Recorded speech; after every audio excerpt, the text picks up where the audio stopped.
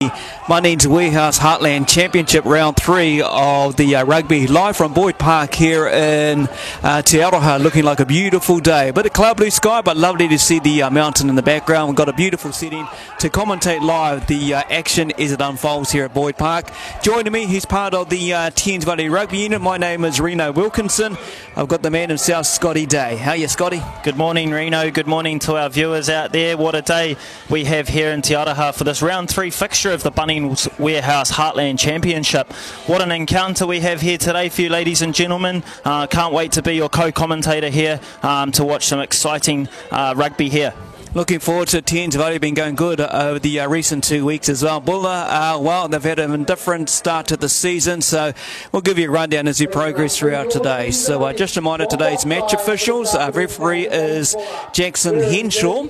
Assistant referee 1 is James Higgins, who's locally, and assistant referee 2 is Ryan Rogers, who is also local. Match manager is Mike Dunlop, and the sub-controls run by Phil Blake and Glenn Jones, and the timekeeper for today will be Wayne Berry. So thank you very much to those gentlemen.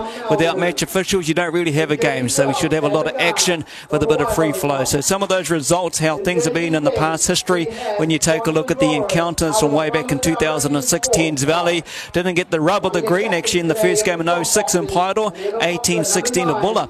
Bulla also beat them, of course, 3 years later, 29-17 in Westport. Thames Valley got the upper hand by 2 points in Paidor in 2011, 22-20. Following year, though, we had the Bulla team 24, too good for the Thames Valley team, so the games just rolled on as they did. Currently, the points table, as I say, up the top there, Scotty, we see South Canterbury, Thames Valley both on 10 points. Unfortunately, the opposition today, Bulla, at the bottom, yet to score a couple of points. Yeah, so early on in the competition, Reno, it is hard to gauge where teams are at, especially coming off a lockdown. It came at a very difficult time for our teams, and so as we see the points table, I don't think us as viewers can read too much into it, but moving on to the upcoming games, it looks like a tough trip next week for Thames Valley as they head down to Greymouth, taking on West Coast. Next game for them on the 16th of October, they take on Mid Canterbury. Now that match will be played at FMG Stadium if we are at level 1. However, if it's at level 2, we will be here at Boyd Park, and following that they'll be down in Levin taking on the very informed Horowhenua Kapiti. Wonderful stuff there, Scotty. Bulla got to do it tough against Horowhenua Kapiti. They've got Bulla and North Otago to follow out for the next 3 games for them. For the Thames Valley team, mate, you know these guys. I'll let you run it through. Yes, and number 1 we have Tahuia Kutia out of Thames. Number 2, Sam van der Valk. Number 3, the big try-scoring machine Josh Kaho. And 4, Ryan Leopold. 5, the co-captain and Connor McVeary. Number 6, Cameron Dromgold. 7, Matt McCann. And number 8, the lone player out of Ardmore Marist, Luke Masarewa.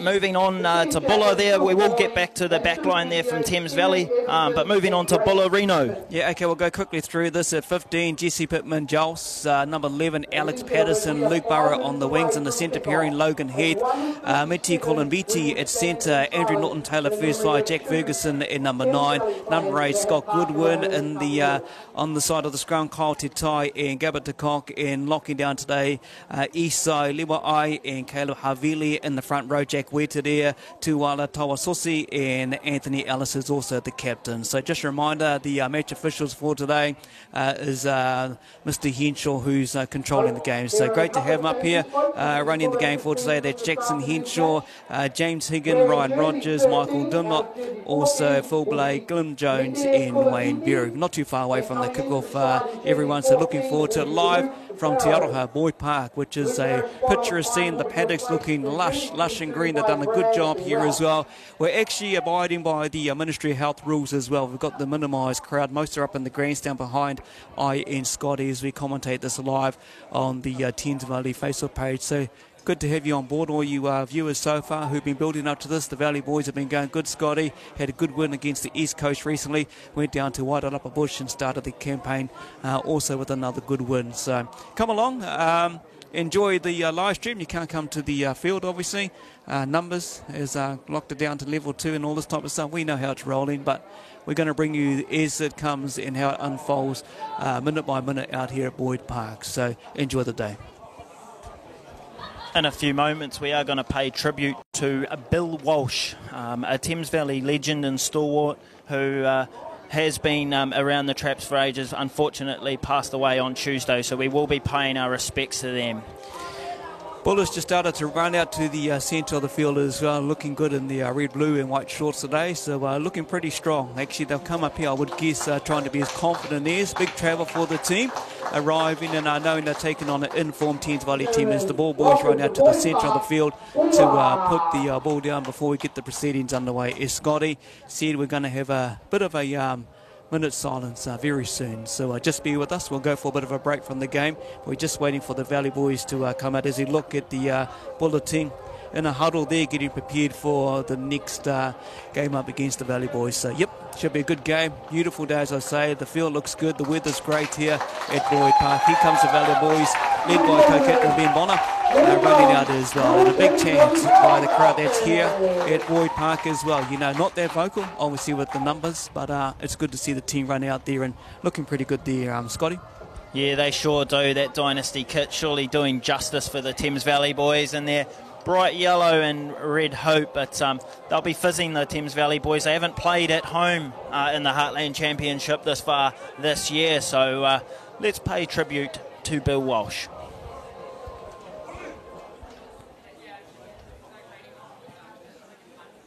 Ladies and gentlemen, boys and girls, today we will be paying tribute to Gary Higgins and Bill Walsh. On this very ground, 59 years ago, Thames Valley defeated Australia and had to play most of the games with 14 men. Today, those two men have passed away. Today, we remember Gary Higgins, Thames Valley Swamp Fox number 474, and Bill Walsh, Thames Valley Swamp Fox number 477. We ask that everyone here today please stand and remember these two Thames Valley heroes.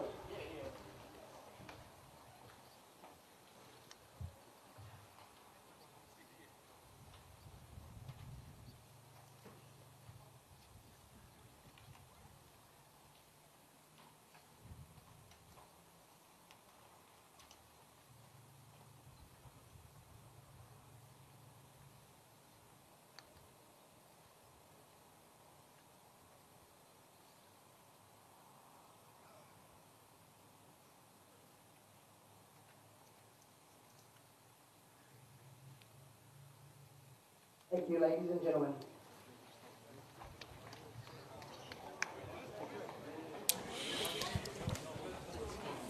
Great 1 minute silent there by the crowd in attendance here at Boyd Park, Te Aroha, as we now count down only minutes away from the kickoff for the rugby match between Thames Valley and Buller. This is the Bunnings Warehouse Heartland Championship. This is round 3, as Scotty said too. It's the first game home for the Valley boys. They've had 2 away games just recently in the East Coast over there, and a good win actually over there in front of a very good crowd, I would guess, all the number limited, but also down in Masterton against Waiata Upper Bush. As we get underway, we're going to have the kickoff very soon, any second, as you can see. Hope you enjoying the live stream. My name's Reno Wilkinson. I've got Scotty Day alongside with me. We'll be broadcasting this right through to around full time when they wrap it all up, and we might do some bit of crossover later on as we just wait for the time to count down. So first 5, you know this guy, mate. You play rugby alongside him. He's going to get the game underway. Yeah, couldn't be a better man. Jumping into the number 10 spot late in the week, Sonson Roarin will be kicking us off. Here we go, ladies and gentlemen. There we go, the kickoff made it down to the 22, taken in by a good strong run back at the forward pack of the Thames Valley. Goes down there and got the half at the moment, moving on through to the first 5. Then we go on through to the centre pairing, which lays it down there for another platform for the boys to roll it back. Logan Heath taken in there as well. Here's a big kick there coming down the field here. We're going to get the fullback from Thames Valley, I would guess, who's... Tully Hemapo there with a little bit of a juggle, and referee Henshaw is playing on. Will be advantage to Buller, and they'll be taking it in through Mita Colombiti there, crashing it up just on the 10-metre line in their own half.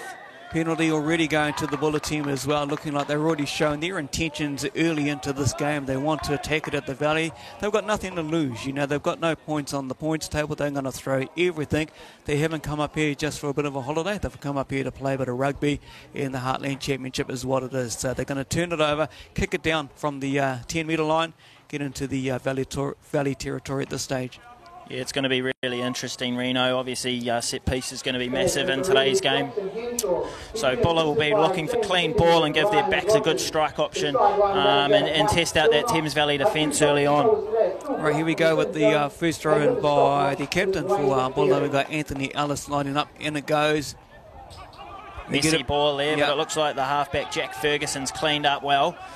Cleaners coming through to secure that ball for Buller. And they'll be looking to go to town through their forward pack.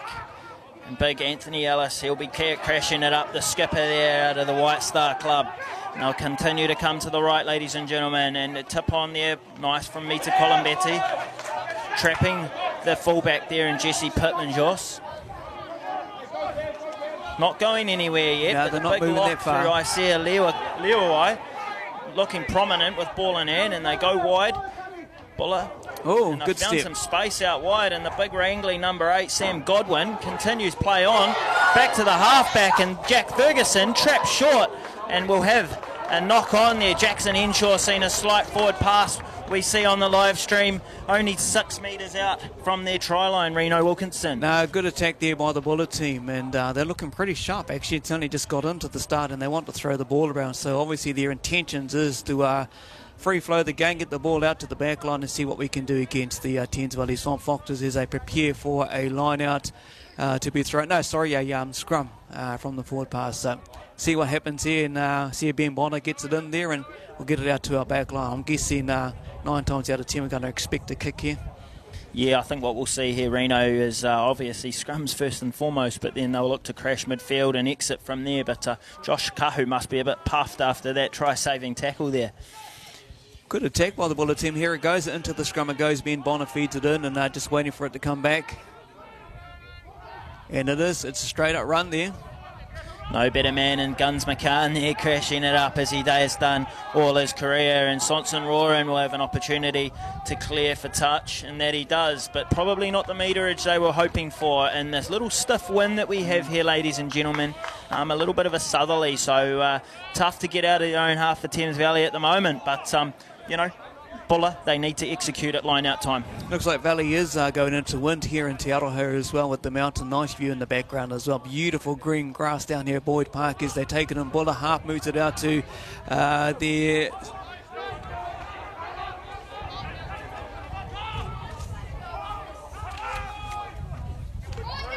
And they crash it up through Sam Godwin there. Centre of the field, options both ways. And the big wrangly number 7, Gabba de Kock, making meters there through good leg drive, but Van der Valk's over the ball, and it looks like he's stolen the ball there. A good turnover from the hooker there, Van der Valk, out of the Waihaua club, and they'll look to get some protection there and get out of their own 22. Bono back in the side this week, and he goes to the air with a good box kick. However, yet again struggling to get out of their own 22, Reno. They sure are, Scotty, and I think the wind not getting that distance in the kick there is pretty well straight up and over the sideline. So another throw in here by the captain for Buller, Anthony Ellis, getting his team ready, and they'll be on attack very soon. Right down the back there to the number 8 who picked that up, Sam Godwin, as it moves into the centres there as well, and setting up their next play, but turned over by the Thames Valley team. Van der Valk there with another turnover, the gritty hooker. He didn't play last week, but he's back, and he's very strong over the ball, as I know from club experience. Bonner looking to feed. Masarewa carrying up, the New Zealand Sevens representative, and he offloads to Bonner, who goes to Tahuia Kutia, who offloads, and Tali Hemapo, the lively fullback out of Whangamata, chips over. Be looking to keep the ball alive, but good work from Pittman Joss there. He's cleaned up very well, and Sonson Roran, this hot right step across. Up. Here it comes. Some space out wide if they can get it. Massey Railway will look to distribute. Bakapuna Atoni, the man, he loves a break and he loves a meat pie. But sure does. Causing some ugly pill, aren't they, Reno? They are, and looks like the owner, Valley's got it back. I think you'll find that, unfortunately, Bonner came from around the side there, Reno. So Buller continuing their strong start, and they'll be looking to put the ball deep into the Thames Valley 22 for sure. coming up to take the kick here. We'll get it out to the sideline for another line-out. Buller ball as well. Look, he's asking the referee, the man who's here from down the south, who's come to control the game. So the fullback, Pittman Jols, getting ready to take it to the sideline. Jesse Pittman Jols. So good to see a small crowd, even though, you know, we're keeping it to the number thing. Most are up here in the grandstand behind Scotty and I, where we're bringing you this live commentary thanks to CTAS. We'll tell you a bit about CTAS, and they're coming up real soon. But getting prepared for another line out is the hooker has the ball, the captain for Buller. Anthony Ellis prepares to throw in. I'd say Levi is going to be the target here, or they're going to go back to Godwin down the back, but we'll leave it to the caller and not me in the commentary box here. But they go to the back as they do, and Ferguson feeds to the 10 in Norton Taylor, who they crash in the midfield through Heath. And they'll look to bounce back this way through Pittman Joss. The 8, Godwin, he started well. Got it, yep. He has started well out of Westport. Good clean ball, getting over that breakdown, but Ellis cleans up. The skipper takes it down there, back to the halfback. He picks it up and moves it on out. Ferguson moving it right through. Penalty advantage to Buller here, Reno. So not rolling away, I think the call will be. And the big Lewa crashing up, the big tall Fijian. Look at that good little run. I had a knock on there by, nearly had a good run actually. Picked it up and ran through, gave it the cock, but a little knock on there. They're going to bring it back for the penalty, I'm guessing.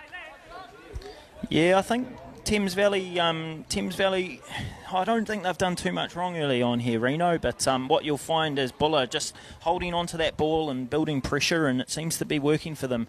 And lack of discipline may just put them 3 points to nil, but we soon have a penalty here from Pittman Joss. That's right, yeah, 3 points could be the first scoring of today's game. Coming to you live from Boyd Park here in Te Aroha. First home game for the Thames Valley Swamp Foxes. They've been away in the last couple of games, but good to have the game back here as well. And we'll keep you updated right through what the rest of the season's looking like.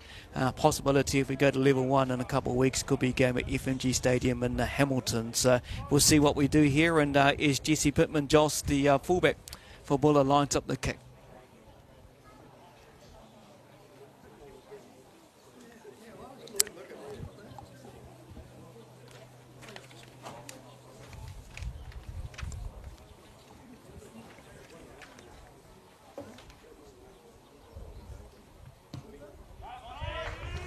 Flags go up by the assistant referees. There's your points for today. The first points for the game, the Heartland game here in Te Aroha. It's 3-0 Buller at the moment, only into the 8th minute of today's game. Hope you're enjoying the live stream. Welcome on board if you're tuned in from wherever you are in the comfort of your lounge, I'm guessing, or wherever that may be. So getting ready for another kickoff here. Through Sonson Roaring. Here we go. Gets the action underway as well. Thames Valley, the forwards running up hard to get this back into the Buller team, and they've got the ball at the moment as they take it down and crashing out wide. So they'll look to get into their work, probably try to exit from this deep in their own half, but they crash it up through the second 5, Logan Heath. Outside of their 22, meaning they can't kick the ball out on the full, but they go to the air, a bit of a Springbok tactic there, and Masarewa's comfortable under the high ball, who dishes it off to Hemapo. Yep. And the danger man, Vakapuna Tony, who only knows one way, and that's straight. And he needs good support, of which he gets from Lafatuanai, but a good steal there by the number 7 in Gabba de Kock. And Pittman Joss, he's looking dangerous with every touch at the moment. There's going to be a penalty coming up here, Scotty. The niggly fullback. And it looks like Buller protesting there, saying that the penalty should be actually where the kick landed. But yep. We'll see how we go. And yes, referee Jackson Henshaw will go and put the penalty about 30 metres out from their own line, of which Reno, I think, if we're expecting an option here, will be going for goal again. Yeah, points will be obviously what they'll be going for Buller here, Scotty. Looking at it, he's already directed at the goal post, so I'd say you'd be pretty close to only another 3 points. Just discipline so far in the first 10 minutes that the Valley boys will need to take a look at themselves. And look, we already have an injured player just lying down there from the Valley team. I think it's Ben Bonner at the moment, just being looked at this stage. But discipline is going to be key if the Valley boys want to bring the next, I would guess, 30 minutes of this half. That's to go with the penalties. He lines it up, the fullback for Buller, Jesse Pittman Joss from the Old Boys Club as well. So getting prepared. Could see 6-0 scoreline here at Boyd Park in Te Aroha.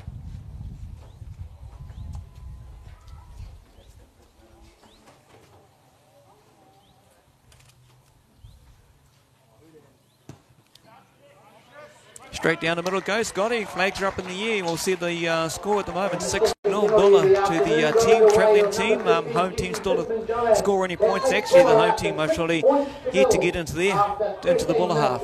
For sure, Reno. I mean, scoreboard pressure this early in the game is going to be vital for Buller, especially knowing that last week they did concede quite a few points. So a good start from Buller and very sensible option taking, and they take it in through the number 3, Tuala Toasusi, who crashes it up. He's alone out of Tasman, applying his trade down in Buller this competition, and Masarewa will look for another clean take, of which he does, and puts a bit of footwork on there. And he carries himself this time, and he makes metres with every touch he seems to. He's not a massive dude, but Masarewa, a New Zealand Sevens rep, he's known for some good agility, and Tali Himapo out of Whangamata crashes out wide.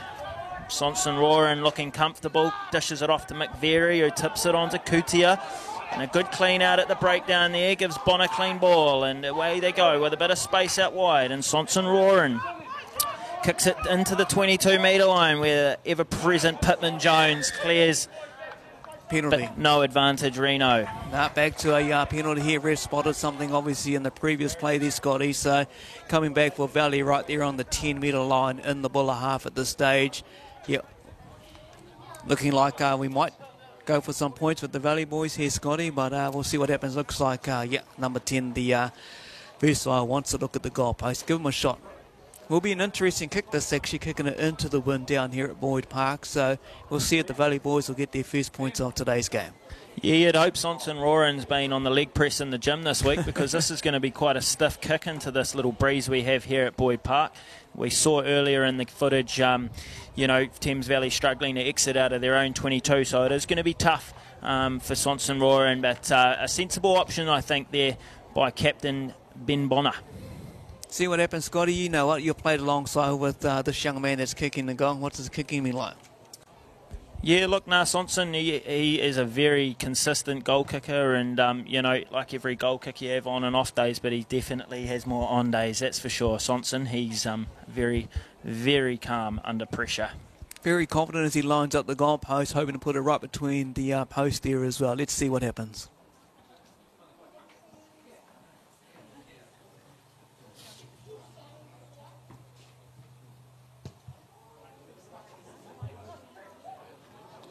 He's hit it well, Reno, but it seems to have just gone to the left of the sticks there.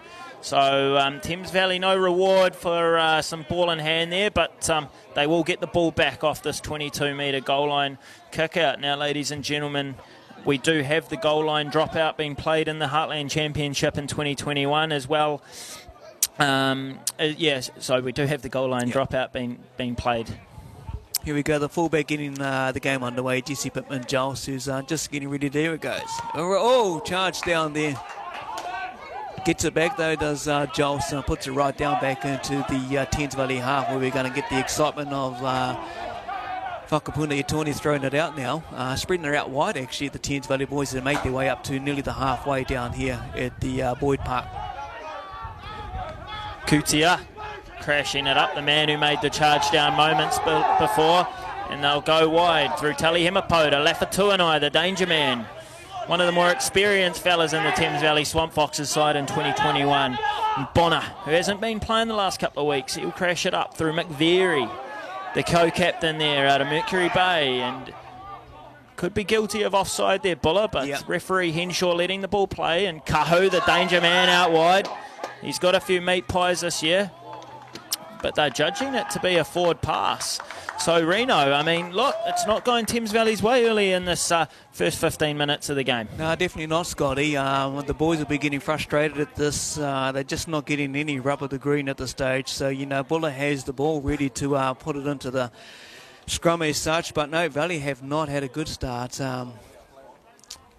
We'll see what happens. They've still got a long way to go as both teams got off of the bench, running along the sidelines now, warming up as such. But let's hope the local boys can turn something around real soon, because it's been a bit of a tough one going into a headwind down here at Boyd Park. So just getting prepared for the scrum is Buller's halfback prepares to feed it, Jack Ferguson. First scrum seemed to be evenly matched. Let's see how these front rows work under a bit of fatigue here, Reno, and a good solid platform there for the halfback Jack Ferguson, and he gets it out wide, and they crash it up through young Alex Patterson there, who takes him over the 10-metre line, and we have another penalty advantage from Jackson Henshaw, the referee. Yep, bit of discipline not working in the way of the Valley Boys at the moment is the first five. Good break there, beats the first tackler. Good break there by the first five for Buller by Andrew Norton-Taylor. Looking like the fullbacks back into it. I tell you what, Buller's come to play. They sure have, and these offloads are causing Thames Valley some chaos on defence at the moment. They're keeping the ball alive, and it's proving difficult for Thames Valley to defend when they go to work through their forward pack. Well done. A slight knock on, so they're going to go back for a penalty advantage, which seems to have been quite a long one, Reno. But again, Buller playing rugby in the right end of the field, and Thames Valley struggling to deal with that potent attack that they're offering. Just gone 70 minutes down here at Boyd Park in Te Aroha. Penalties, obviously discipline, major concern now for the Thames Valley boys is, I'm guessing their fullback might look at the post and go for another 3 points. Current score here at Boyd Park, Te Aroha, is 6-0 to Buller. And we're pretty well on the line there for the fullback, Jesse Pittman-Joss. He's going to line it up again and try and get the 3 points on for the Buller team at the moment. Hope you're enjoying the live stream. Thanks to CTAS Live, who come over to provide everything as you watch and view wherever you are watching this. Scotty Day next to me. I'm Reno Wilkinson. We're here to, well, the end of the game, obviously, but just line up the kick for the fullback now as he makes a stride back, Jesse Pittman-Joss.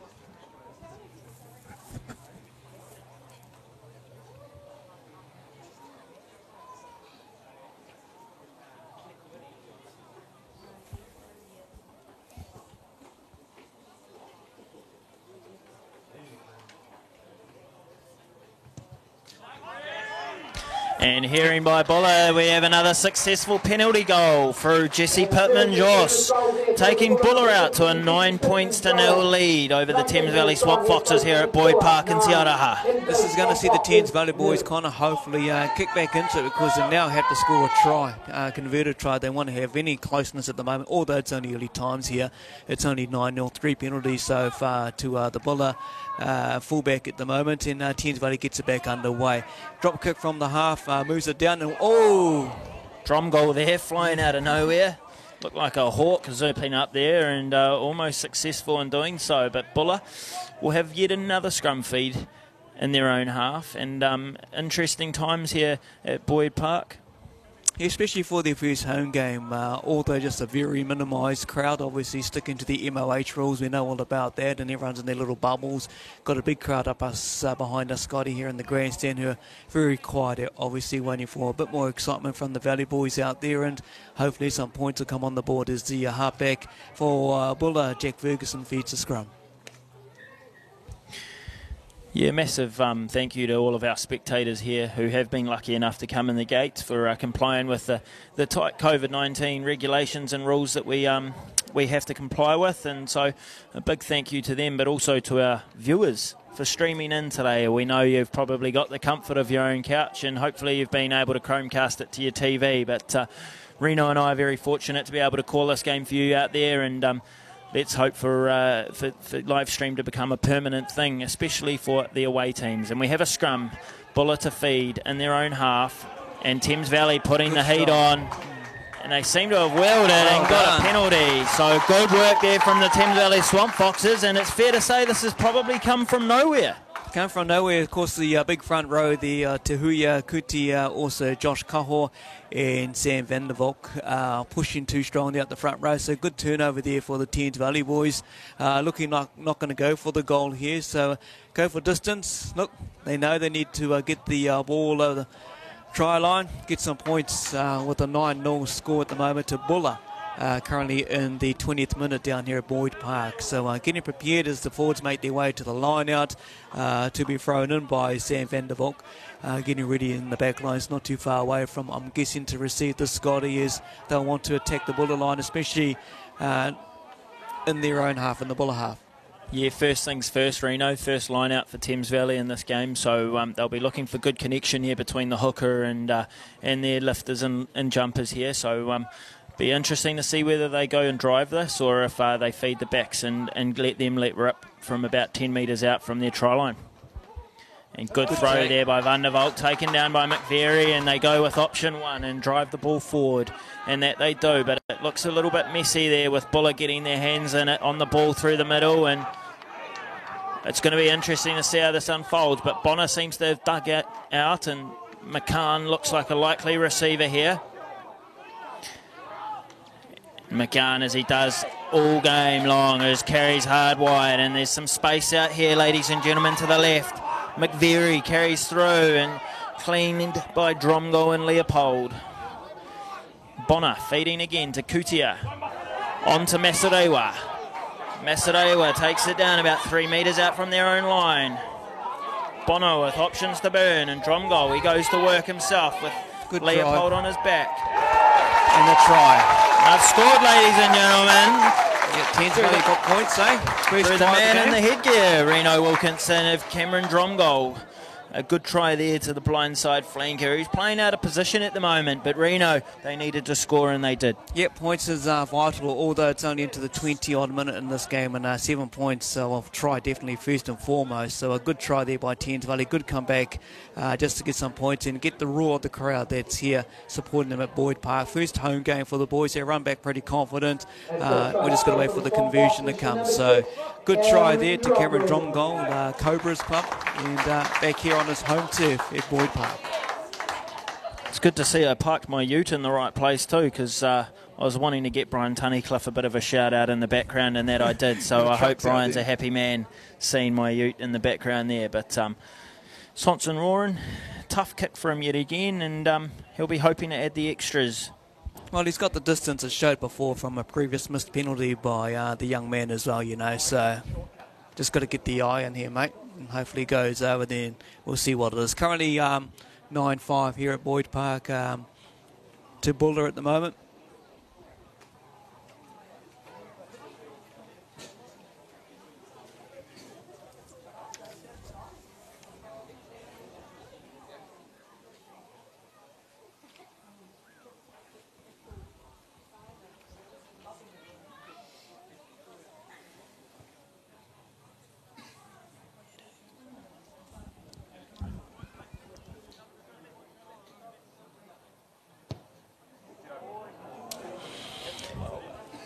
Oh, I think he might have sprayed that one to the right-hand side of the post there as well. So the score remains the same here at Boyd Park. Thames Valley 5, Buller 9 at the moment as well. He'll be a bit disappointed with that kick, but, you know, go back and get the team all ready to go again, and they'll receive the book from the ball back from the kickoff by Buller, and let's hope the boys can make their way back down into the Buller half. We still got a little while to go in this first half of the Heartland Championship, the round 3 game. Here in Te Aroha is the fullback, gets ready to prepare to kick off as Jesse Pittman-Giles.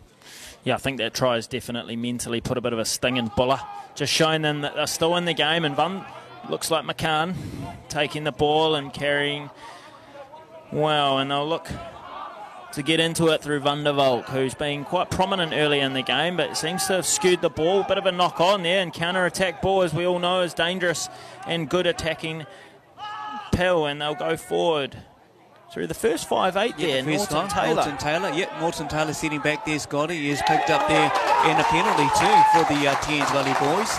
Norton Taylor goes down with the ball, but held down there, and penalty to the arm of the referee for today goes up, and Thames Valley get to kick it to the sideline over the far side from where we're commentating up here in the grandstand at Boyd Park. An assistant referee one, James Higgins, puts his flag up on halfway as we look at the replay on screen here. It looks like side entry there from the hooker, Anthony Ellis. So unfortunately for them, Buller's discipline letting them down on that occasion, but a good line-out steal there from Buller, and a little knock-on in the line-out from Thames Valley. Will have scrum Buller ball, as they have done 4 times already in this game, and we're only in the 25th minute. So right on halfway, Buller will have a good weapon, but first things first, Reno. They need to tighten up, especially that tight 5. Looked to get a little bit buckled there by Thames Valley the last time we had a scrum, so Thames Valley look to exert some pressure here yet again. He's hoping the boys get the big scrum here, and we'll get the turnover, but it'll be an interesting one, this one, Scotty, especially Bull will be thinking about that previous scrum prior to this, so, you know, we'll see what happens here with the half. Put it in there, Ferguson, Jack Ferguson feeds the scrum, and here we go. Ball comes down on the side, so they're going to have another reset, I would guess. And let's do it all over again, boys. Each team obviously wanting to put the pressure on. Valley did it previously. Buller doesn't want to see that happen again, especially on halfway here at the game. So both back lines looking ready and get ready for another scrum. Yeah, mentally, Reno, a dominant scrum from Thames Valley before. It'll be sitting in the back of Buller's mind, and I'm sure Alice, the skipper, will be in Jack Ferguson's ear saying, put it under my feet, because when that scrum comes, there's a lot of pressure, and it's a good hook there from Alice, and it's good clean pill for Buller. But Bonner disrupting, being the niggly halfback that he is. And it'll be Sam Godwin, the number 8, to clean up for Buller in the headgear there. And they'll go to work through Harveely. I'm not sure if he's a relation to David Harveely, the All Black second 5, but I have heard whispers that he is. On to Tuasosi, the big prop. Good skill base there with the offload, but unfortunately, number 7, Gabba de Kock, knocking that ball on. So a good place in the field for Thames Valley to be with a scrum, Reno. Yeah, Valley to feed here as well, and I'm guessing Ben Bonner want to do something with this and get this Valley backline, the exciting backline we have here representing Thames Valley today, do a bit of movement, make a bit of more movement into the Buller half and see how we go. The current scoreline, if you are tuned in, as you can see at the bottom there, 9-5 to Buller at the moment, 27th minute of the game.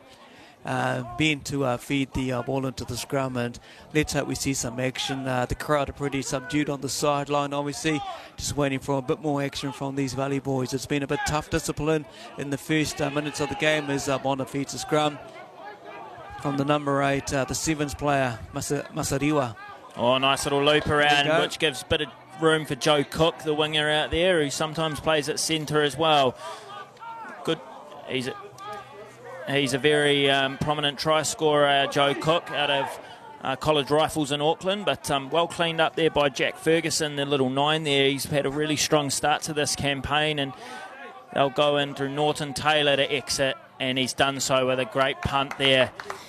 Right, back to the 40-metre line where James Higgins has got his flag up. So well done there by Norton Taylor and the Buller side for rallying back, and a good exit there, which was needed.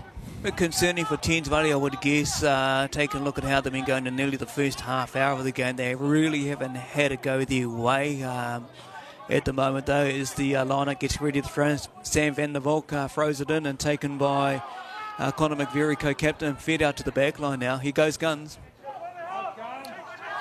McCann going forward, and as he does, Alice coming from the side of the breakdown again, and that will be a penalty as you hear the spectators and the grandstand sighing. Bonner plays quick, probably not what they were wanting to go wide, but Bonner, as he does, and most halfbacks to be fair, including the predecessor Curtis McNaughton, who will come into the second half in jersey number 20, I'm sure he'll do the same, but option taking here from Thames Valley is going to be interesting. Will be interesting whether they go for the 3 points or decide to go for the sideline, but he's staring at the goalpost and he's got the direction. He wants to go for the points. Points aren't going to matter, Scotty, in this first half as he approached the 30th minute with the scoreline 9-5 to Buller. So, the first 5 will be wanting to get these points to get a bit closer with only 10 minutes away from half time.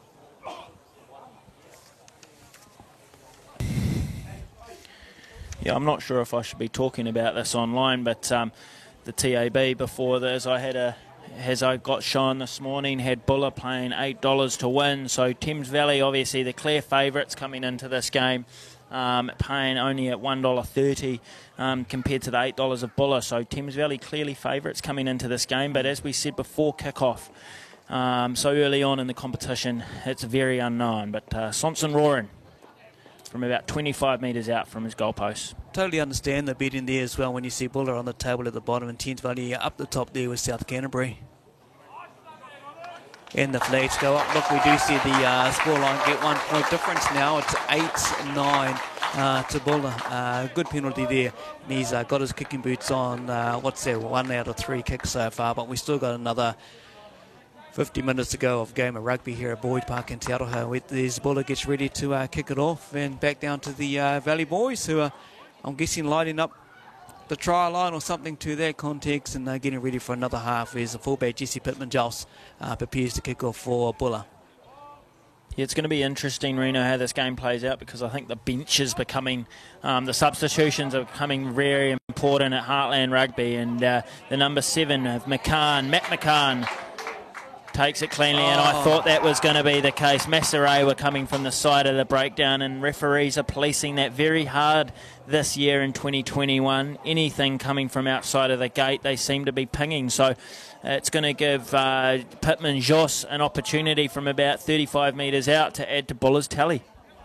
Yeah, I'd say go for the goal here. I'd say he'll be lining it up. Look, they've got a bit of wind behind them as well, does Buller. So the way he's been kicking so far with the 3 points, 9 points in total, so 3 penalties, and the Valley boys actually going over with a try to get a bit closer, but 8-9 at the moment. We only got like 8 minutes to go in the first half, and his Pittman Jos lines up the kick. Unfortunately for Thames Valley, it's been the story of the first 32 minutes. They haven't been able to build pressure, and lack of discipline is keeping Buller in this game. But here we go, from 35 metres out, Pittman Jos.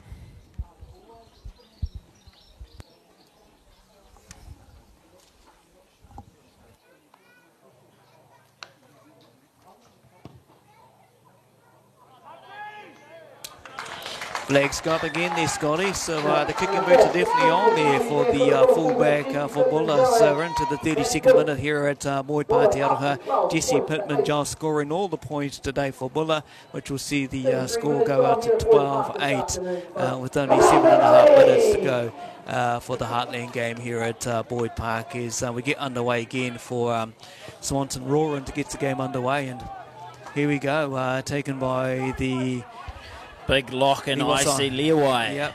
The big Fijian there. He's tall as, isn't he? He's a big man. And Norton Taylor chips over the top, and a very good kick, finding some green grass. And Masurewa into Hemapau, and Hemapau looking out wide. Is he going to do it? No, he's decided to do the opposite. Touch, so everyone's on side, and Vandervalk seems to be been a bit of a menace there, and he's got he it. Seems to have stripped it out. We go not releasing, I think, is going to be the call from Jackson Henshaw as the man from Buller's knees touch the ground. So it's going to give Pittman Jos another opportunity at 3 points, Reno. I'd say so. He's small as boot, so why wouldn't you go with it when you take a look at it in the inside of the Thames Valley half? Look, he's clapping. He's all ready to go for points. The question's been asked, but a discipline here coming in now with Gez talking to the captains of both team here, and the referee's kind of indicating how it's all going at the moment. But Josh Smith's just taking his time, talking to his players, and just taking 1 minute at a time. We get the points on their table, and we go into the half heads up over the Valley boys. It's a good start for a team. As you say, had a lot of money going against them on the TAB at the bottom of the table, where the Thames Valley boys are at the top there alongside with South Canterbury. So, yep, here we go. Getting ready to line it up here, Scotty, and just to be clear, Reno, I didn't put money on Thames Valley, otherwise I'd lose my job. So I'm just putting that out there to our viewers. That you put it on Buller? I think I'd still lose my job. I would have put it on Wairapa Bush, who were paying $17 to beat Wanganui today. So it's good to see this Heartland Championship in full swing. 4 weeks ago, we didn't actually think we were going to get any footy. So no, exactly. You know, the boys have been away. This is their first home game for the season. Is Pittman Jos kicks it in. He's going to get the distance. Is he going to make it? It's a great nudge. It's a great nudge. He gets it. And there's a little bit of a look at the AR's standing back quite far from the post and weren't sure themselves. But a big 48-metre kick there from Pittman Jos takes Buller out to a 15 points to 8 lead. Puts it back in the hands of Thames Valley. They know they're going to have to score another meat pie over the try line here. They need to get closer, and unfortunately that kick is just showing you some indication of how the Valley have been playing in the first 35 minutes. Only 5 minutes from half, and I'm guessing they'll get a bit of a stern talking to at half time. The other team that's at the top of the table alongside South Canterbury, Buller at the bottom, and when you take a look at the score now, the game's been unfolded during the live stream, you would think otherwise. But we've got another half of footy to come, obviously with only 4 and a bit minutes to count down to half time at this stage. So Valley be reassessing themselves, and is the Ferguson, the halfback for Buller, gets set right on the middle of halfway. Just one of those uncharacteristic mistakes, you would guess. One that Valley didn't need with only minutes away, but 15-8 here at Boyd Park. Looks like the number 3 there's lost his mouthguard, or he's going to go and set up at centre for this next attacking set piece. But it looks like he's found his mouthguard, and Henshaw being nice to him, because I think I've seen a few people get yellow carded for such an offence. Yep, little break at the moment. Both teams are in a huddle here, Scotty, here at Boyd Park. Is the Water Boys run out there and the ladies do their little bit. Look, there's another one running out there as well. That's a familiar looking jersey. Why he? Young fella out there in the middle to the referee. Please acknowledge today sponsors of Thames Valley Rugby, Goldridge Marine Farm, Bailey, Murphy Buses. Yeah, the last time, Reno, these two teams took on each other was back in 2018 when Thames Valley were victorious, 43 points to 22 down in Westport. So, you know, these teams are used to, as you can see on the program earlier on, are used to close tussles. But the last time these two teams went head-to-head, they had a very high-scoring clash.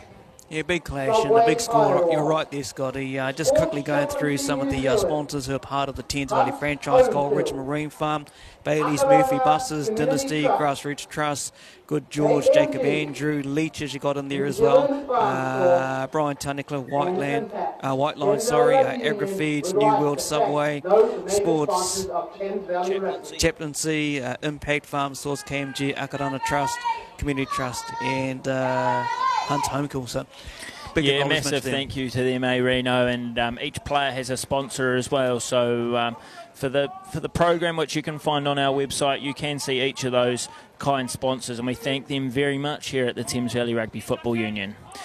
Anyway, back to the action, and we do have the halfback in Jack Ferguson feeding the scrum for Buller, and it's a good tight tussle there, which Buller, a little bit of wood on them. And they go wide through Norton Taylor, who chips it over the top. But the consistent Tally Hemapo just letting that one drift into touch. And it'll be a line-out Thames Valley ball, 24 metres out from their own goal line. As we approach half-time here, Scotty, Boyd Park only 3.5 minutes to go. And at the moment, too, Sam van der Valk will throw this in. And Valley will want to get out of here and hopefully go to half at the scoreline, 15-8 at the moment. So ball getting ready to go in. Hope you enjoyed the live stream. Thanks to CTS Live as well. We'll give them a bit of a shout out through the half time. But overthrown to the captain from the Bullet team, who takes it down to Anthony Ellis. Yeah, looks like I'm going to give Van der Valk that. It looks like a poor lift. Leopold couldn't quite get up. And another penalty, Reno Wilkinson. I'd like to know the penalty count, but oof. That's a bone cruncher, and I think Van der Valk was a bit angry about what happened before, and he's just taken it out on the halfback, Jack Ferguson. Yeah, Jack Ferguson, there's nippy halfbacks as they are, Scotty. Just want to tap and go for it. Try and catch the Valley boys on the back foot, but obviously, yeah, as you say, I got the rough one roughed up there. I'm guessing what they're going to do here, Buller. Will they go for the sideline, or was Mr. Boots... Pittman Joss going to go for another 3 points. We'll have to wait and see. It's only counting down 2 minutes away from half time here at Boyd Park. Decisions to be made. Obviously, the Valley team are kind of talking to themselves. Need to put in a bit of discipline. Yeah, Reno, I think mentally here, if Buller can, maybe go for touch and score, it's going to be tough. It's a tough mountain to climb for Thames Valley if they do go down another 5 to 7 points. So interesting times here, but it looks like Henshaw and Higgins are having a bit of a discussion about foul play. So we'll soon have an answer for you, and let's hope it's not going to have too much of an effect on the game. No, it doesn't look like it. So both captains coming together. Look, these kind of little niggly things are starting to come in. Obviously, the Valley boys are bit upset with how the game's been going so far in this first half. Hasn't gone to plan, I would guess, with the team at the moment. And Bull have come to play. They've got the points, 15-8, all courtesy of the fullback with all the penalties. He's brought his kicking boots, and Jesse Pittman Joel. So he's just waiting for some direction to see what's going to happen here. The referees had his little chat. Looks like he's bringing them together, and who knows what's going to happen here, Scotty, mate. Penalty definitely stands, and it looks like with all the forwards rushing over to the far corner, they are going to back their scrum or go to touch, and they go to touch. So back in their seat piece, Buller, and they'll be wanting to put the sword in here, and I'm assuming they're going to go to a line-out drive. Anthony Ellis getting ready to throw it in. You're right there, Scotty. Look, taken down there by Gabba Te Kock, and you are right. Look, they're going to kind of drive it. But obviously the referees put his arm out, knock on by the Buller team. So a bit of relief there for the Thames Valley team as half-time approaches. 15-8 at the moment here in Boyd Park. And yeah, Valley want to get this out of here and hopefully go to half with the 7-point difference in the scoreline. So a lot of talking to, I would guess, hasn't really fallen the way of the Valley boys in this first half, with only a couple of minutes away from the half-time break. Oh, I think so, Reno. I think both teams will be disappointed with the way they've controlled things in this first half. I mean, Buller obviously will be the happier side, but it hasn't been a spectators' game so far. So let's see what they can do here. But Thames Valley, they won't want to be doing anything silly this far from their own try line. I'd say straight back, I would guess. And he buckled him up, the big prop. Jake Wetiti seems to have put the heat on Josh Kaho, and they go quick. Quick tap, as he got it down, he might be held up here. What's going to be the decision? I'd say be held up. They're held up, yeah. But they're going to go back for a penalty for not retrieving. Oh, there we go, bit of a fisticuff there. He's not happy, the number 8. Number 8, Sam Godwin there, something not going right there. And yeah, how's your father to Sam van der Valk in that little scuffle there. But, you know, it's nearly half time. As the clock counts down, and it's only like 30 seconds away.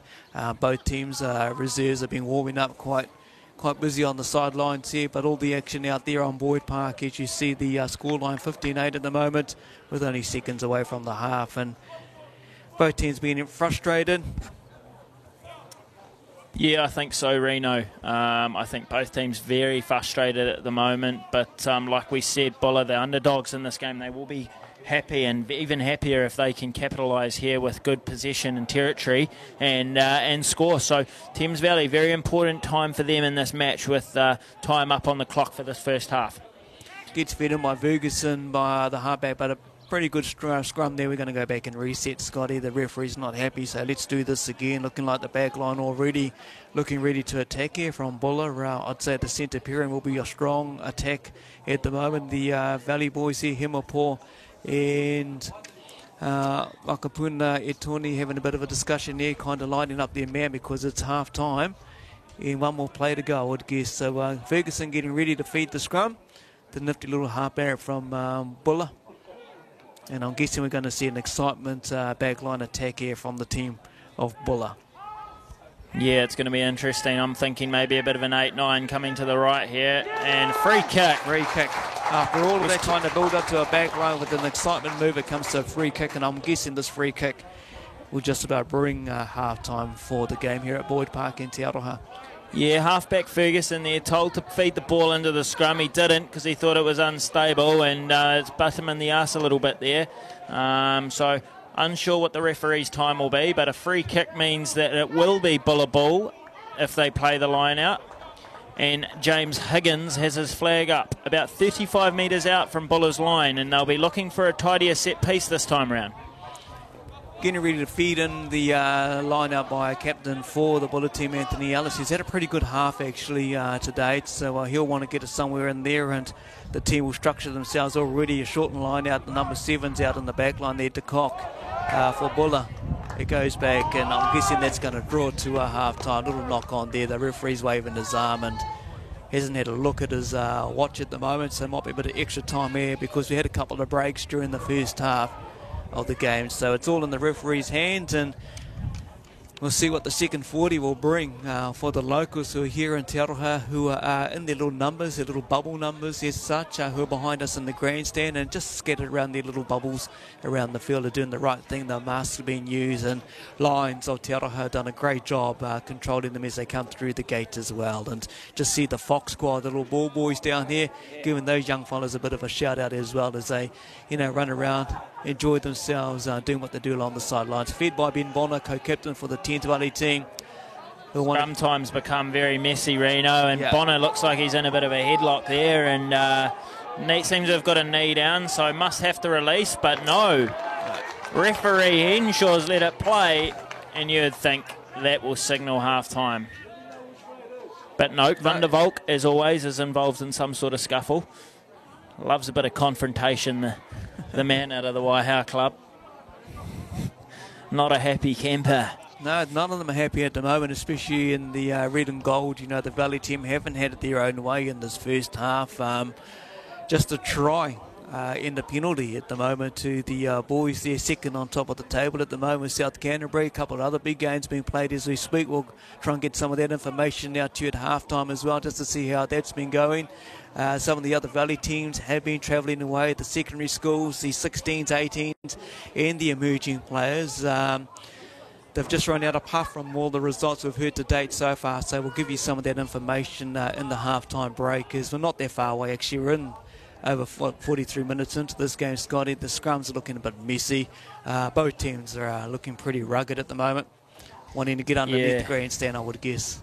Yeah, I totally agree with you there, Rena. I think, you know, both teams need to get back into the sheds and have a talk about improvement for the CNF. It hasn't been an easy game for us here to watch, and, you know, even myself, I wouldn't mind a little break to have a little feed at half-time and refuel the tank before CNF action, because I'm sure it is going to electrify in the CNF. But Buller, here we go. They have another opportunity, and as we know in rugby, time is of essence, and an opportunity here for them to strike. Norton Taylor crashing, and they go wide. But Whakapuna Tony. Oh, here we go. Looks like number 11 is hurt, and Alex Patterson, but Thames Valley in prime opportunity to strike. McVeary carrying strongly there. Crowd getting excitement here on the halfway for Thames Valley as they run forward there. Van der Valk and moving on out there. And I want to get the man and Josh Kahu involved, who has scored 3 tries already this season over 2 weeks. And they go wide. Sonson Roaring, messy ball, and Tally Hemapo, unfortunately, having to take that ball at his ankles, knocks it on. And that will take us to half-time as the referee blows it at the moment, half-time here at Boyd Park, I'd say, with an injury to the number 11 for Buller, Alex Patterson, who's been down on the ground for a little while with the collision there with Whakapuna Etoni. But that is half-time, as both teams and the reserves run out there to catch up with each other. And I'm guessing Valley's running back. Look at them, heads down a bit, but they're jogging back, trying to get a bit of confidence in this team and hoping to turn things around in the second half. So we'll see what that brings. The current score 15-8 here at Boyd Park in Te Aroha. First home game for the Thames Valley Swamp Foxes. Had a couple of games away, 2 good wins up the top of the table there, second equal at the moment. And yeah, good to have you on live stream here, thanks to CTAS TV as well, live in Te Aroha, and plenty happening there as well. So on behalf of the President, earlier on, a big warm welcome to everyone as well. Congratulations to former Valley player Richard Judd, tuning now for Wellington as well, represented the province, who's playing real well. Also a bit of a mention on the President's report, condolences to the family of Walker Nathan as well. Great little story here, but also well done to Thames Valley Rugby and Sports, who celebrated 150 years in rugby here in the local province of the Thames Valley area. Looking at a couple of other games, the Thames Valley team at the moment, King Country under 16s, didn't quite go their way, from what I understand. The Thames Valley under 18s down in Tikorangi also didn't go their way, but also the secondary schools who played in Taupo, Owen Delaney, got a bit of a one-way traffic for our Valley girls. We'll give you the update real soon on the emerging 15 as well, who are played up against Bay of Plenty under 19s in the Rotorua. So current score at the moment here as we go into a break, 15-8 Boyd Park, thanks to CTS Live and the live coverage. Thames Valley versus Buller. Buller leading at half-time with the Heartland Championship in Te Aroha. We'll be back in the second half real soon.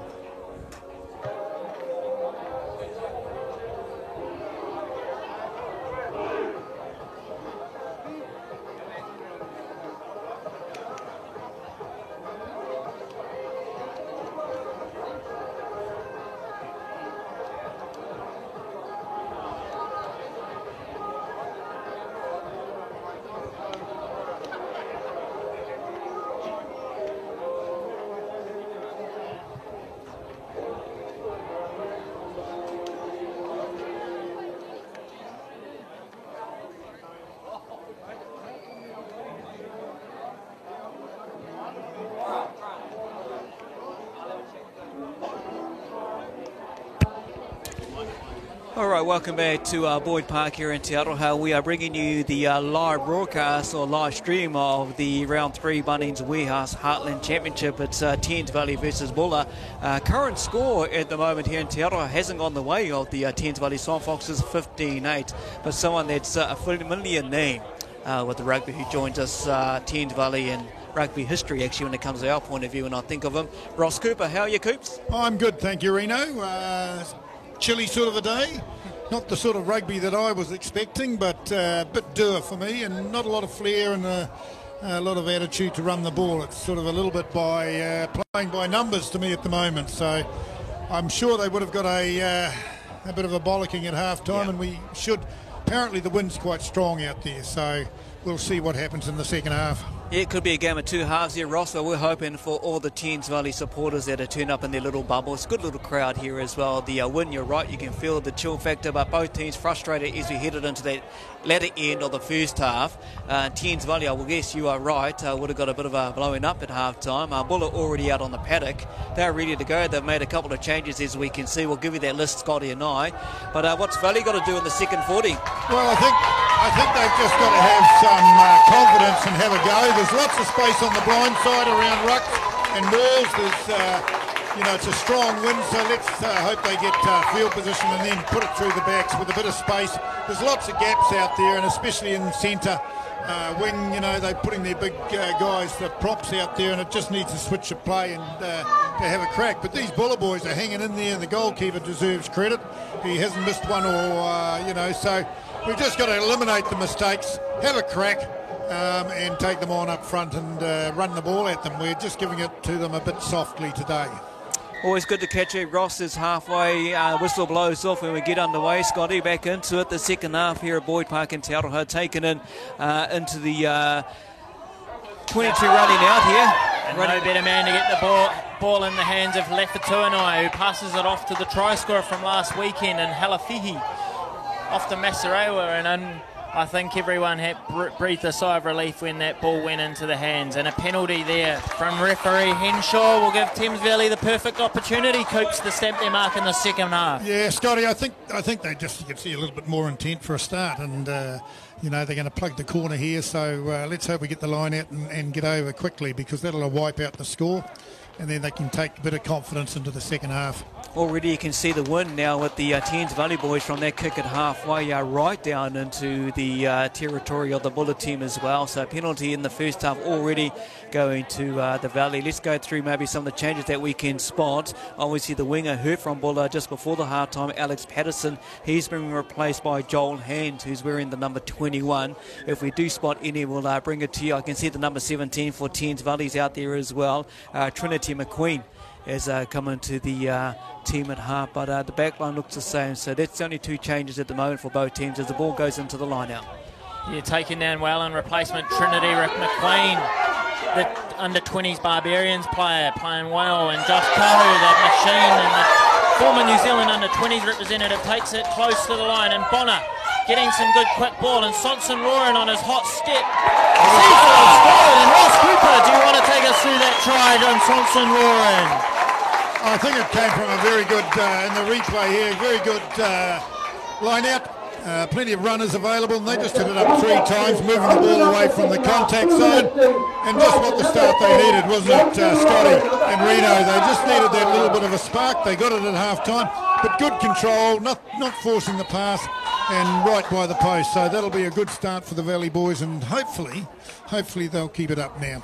You see what happens too. We just got into the second half down here at Boyd Park Te Aroha. Hope you're enjoying the live stream wherever you are at the comfort of your own lounge. Where Scotty, I and Ross has joined us in a bit of a chilly stadium, but it's not bad. You know, the score try, the try scorer getting ready to convert his own try. Can already see the intensity from the kick-off straight away in the second half. Thames Valley wanted to run it back, and obviously that bollocking at half time must have been a good rev up by the coaching staff for Thames Valley. The try scorer looking to convert here, Reno, and leading in. It's just drifted to the left there, and we have heard over half-time that the breeze does seem to be a lot more difficult down on the ground as it is up here in the grandstand. So some decision-making obviously coming down to those little differences of wind out on the field, and perfect start for Thames Valley as they trail 13 points to 15, 3 minutes into the second half. Coming back to the halfway to get it underway for the second half is the fullback for Buller, Jesse Pittman-Giles, who gets the game up and going and underway, and back out there to the other person who's come on for the change. You know him, the try scorer. Look at that. Yeah, he's been told to run. Coming on for Sione Vakapuna-Atoni in that jersey number 21, and he seems to have given away a penalty for not releasing after being tackled. So unfortunately, all of that great work done by Thames Valley may just bite them back.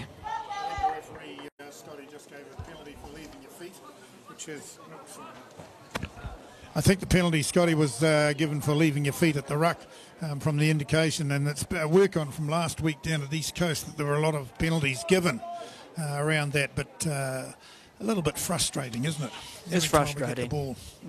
You'll see the fullback come up here, and you pretty well bet yourself on this one. He's going to have a good shot at it with the wind going towards him now. Jesse Pittman-Giles, who has scored all the points for Buller with the 5 penalties in the first half. Is he going to add another 3 points to this? Well, here comes the kick as he lines it up.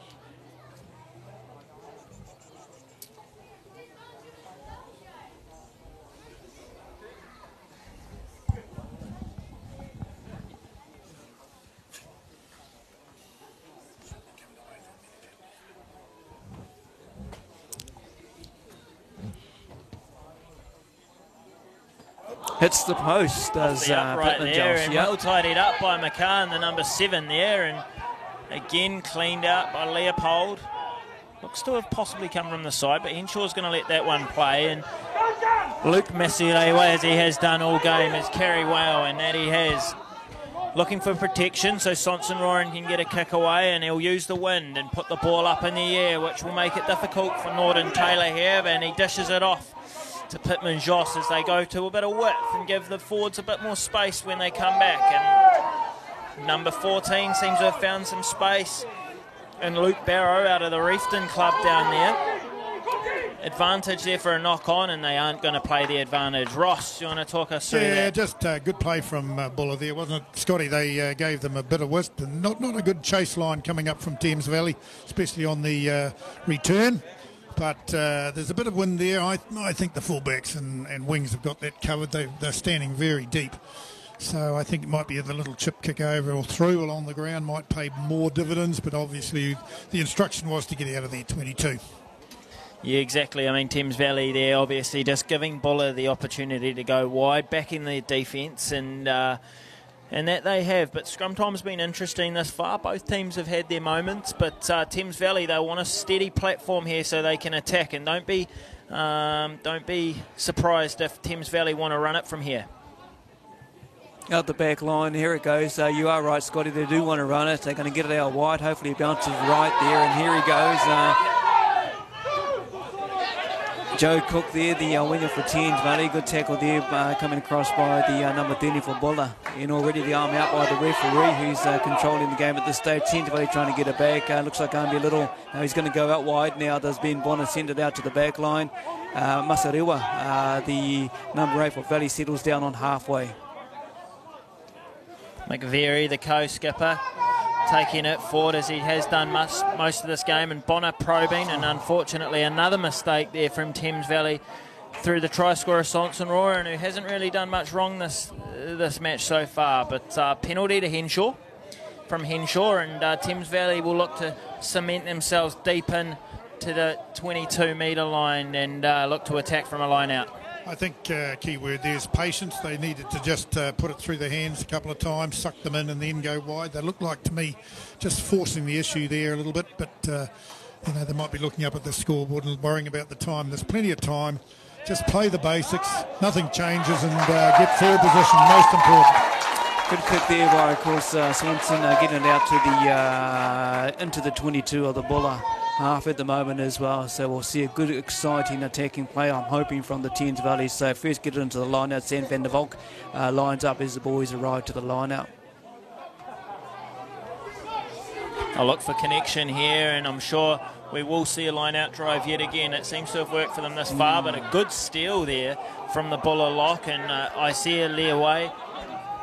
Good steal there from the Pulfy Gen, and he looks to be down on the ground at the moment. But Buller looking to exit through Norton Taylor, who's had a steady game so far, but he doesn't put the ball out, which is what Joe Cook's been frothing, and maybe he's frothed it too much as he's just dropped it cold. So again, Thames Valley just not able to build any pressure, and it's coming through mistakes, Ross. Yeah, of course, you know, that was a bad kick to the touchline, never made it, 20 yards infield. Simple catch, no pressure, had a little look, dropped the ball, and you can't afford to do that, Scotty. They'll need to make it up here at the scrum. Things just not settling, they're just not settled, and they just need to back themselves.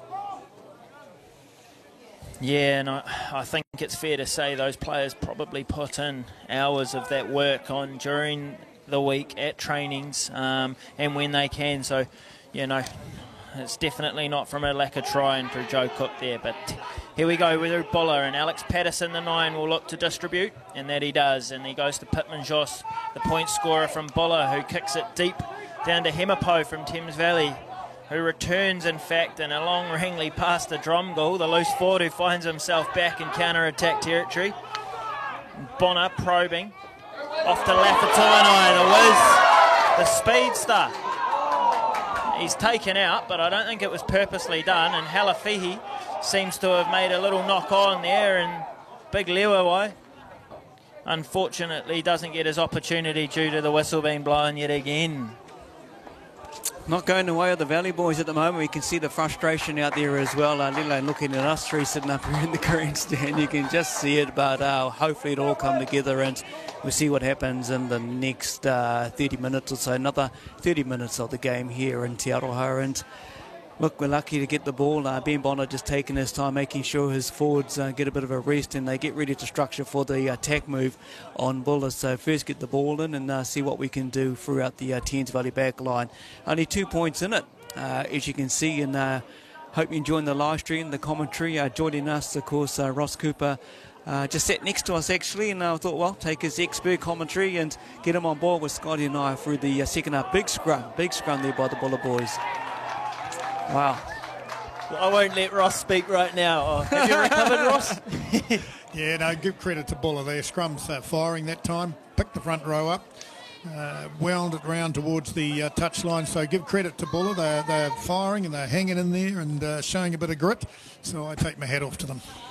Do wonder where the first 10 or so minutes have gone from the Thames Valley boys. At the kick-off right at half-time, they started on fire, and we saw the try come, and I don't know, they've gone back into their own little area again. Unfortunately, let's hope we can get something of difference. But Buller to throw into the line-out through their captain, Anthony Ellis, as the boys just slowly take their time up to prepare for their next move.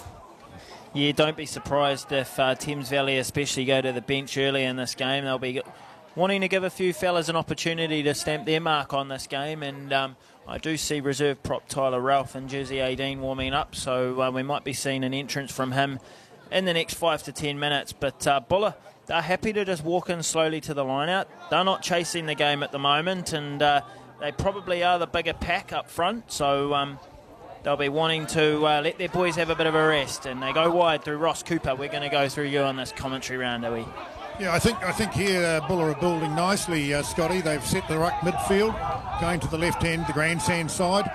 Big number 4, taking the ball up again, and they're recycling the ball. Pretty patient, aren't they? They're just doing the basics pretty well. Good tackle from Thames Valley there, and we've whipped the ball. Matt McCann with a crucial turnover there, and Bonner, he's going to chip it over the top.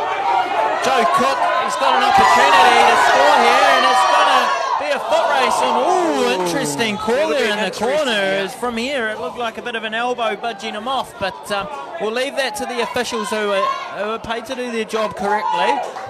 But it's good to see Thames Valley thinking outside the square and attack. Yeah, and I think the old shoulder charge was used there, but that's all right. The referee said it's all right, so you just got to move on. What have we got here? A line out. We've got to get the line out, and I'm sure if we can do that, they've got a tall line out, Buller, but we must get this line out. We should score here. Lundevold dropping it in, and a good take by McVeary. And Kahu Looks to have his hands on the ball, and it seems to be set up really well there for Dromgoole. It's got to be a penalty. Coming from around the side is number 5 there, Caleb Harvey-Lee, and it will be a penalty for actually dragging them all down. So it's going to be another penalty to Thames Valley and an opportunity for them to either go to set piece again or look at other options. Buller seemed to be struggling a little with the wind and the fitness and number of injuries, a bit like South Africa last week. Talking of struggling as well, some of the Thames Valley teams have been out and about playing today as well. Look, the secondary school girls did it tough. Owen Delaney, we just heard some of the score lines, which I won't repeat for the under-16s, 18s and the emerging players. So it has been a tough little journey today for the other Thames Valley teams. But hey, they're out there representing the Thames Valley colours and doing us all proud while we're at home here enjoying the live game. First home game for the Thames Valley Swamp Foxes here at Boyd Park. A couple of games away is the injury to the number 4 for Liwa Ai, who just gets back to the back up. Tall timber is, bit of a limp going on there for the number 4 for Buller. There's no way that man will be going off the field. He'll have to be carried off. So they're going to go to touch again, and they're going to back the line out, which has worked really well this match. And as we hear on the mic, Marcus Howie trying to get the crowd involved, and that they need. So here we go. Line out time, 5 metres out from their own line. A great dart there by Van der Valk. Taken down at the back by Leopold. Again, side entry. I mean, seems to be quite a few offences down in the red zone here from Buller, but Kaho going close, and there's space to the right. Now look to go through Trin McQueen, who's matched by Godwin, the 8 from Buller. And they'll come to the right again through Van der Valk. Getting close. The police officer out of Morrinsville. McVeary probing close to the line, and good ball retention here from Thames Valley. And they go wider. This time going through Guns McCann, who's trapped well by the second 5'8" from Logan Heath of Buller. They get close, but no advantage yet again. And we're going to go back to the mark where the penalty was conceived for coming from the side at the mole. Patience is what needed here, Reno, isn't it? It's just take your time, set your phases up. You don't have to score straight away. You can just build phases, and I think the penalties will keep coming. They're struggling, Buller, a little bit for energy, and Thames Valley got their tails up, but they just need to have a little bit of patience and build the phases and sort of suck everybody into the ball and make some gaps out wide. You are right, looking like a few changes will be coming real soon for the Thames Valley team. The bench are all up, warming up and down the sideline, so bring a bit more energy to the Valley team as they are only metres away from the Buller try line. Is thrown in by Van der Valk at the moment, getting ready, set play, and they'll go down. But the Valley boys are up and about, getting excited and ready to come on. And they go to the front, not a lot of opposition at the more this time, and Masirewa seems to have it. Might be a bit of a fight, and it's going to be taken in, and persistence and perseverance seems to be the key for the Southerners in Buller. Yeah, good line-out defence. They sacked the line-out early and got their hands on the ball. That was the end of that drive. We didn't get it to the back, really, to be quite honest. I didn't think, but I might be wrong there. Now, all taps around for the Red and Blues. There is the guy that's kicked all the points for Buller today, comes running in, Jesse Pittman-Giles. Very, very happy with his forwards there and telling them all well done. They've been under pressure for a few minutes by the Valley boys, who haven't yet been able to score while they've been down in the half for Buller for a good considerable minutes. But well done to Buller as Ferguson, the halfback, gets ready to put into the scrum. It's pretty obvious it's going to be a pretty big kick, hopefully, but going into headwind here by Andrew Norton-Taylor. So Valley didn't quite get there. Buller, well done. Good set piece there. And the replacement, Joel Hands, crashes it up.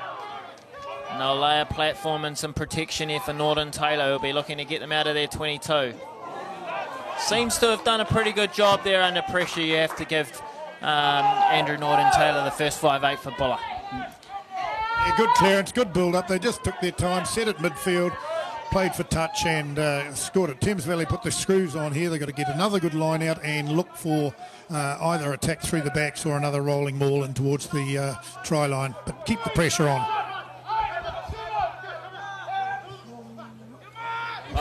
Van der Valk hitting his hitting his jumpers today. Outstanding set piece there from Thames Valley, looking sharp, and they go wide through Guns McCann, and they go back door to Lafatuanai, the try-scoring machine, who runs over his opposite.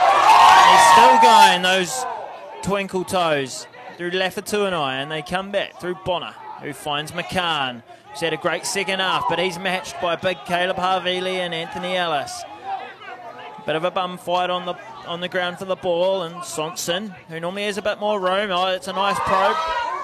Dromgold doing well to stay in the field there and met in a good tackle.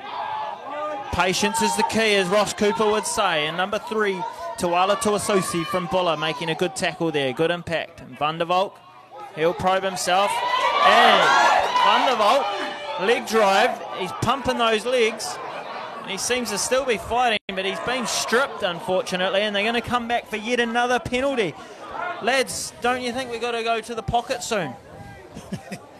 It'll come. It'll come. Patience, yeah. and you know, they stretch them there. They've got a penalty here. It's going to go to the penalty. Yep. There you go. You're right. You called it. Yellow card's out. So, Scotty, you got that right. But Patience, they're just building confidence. They can wear them down, and it'll come. I think once we get the try and get the points, they might hopefully find it a little bit more difficult.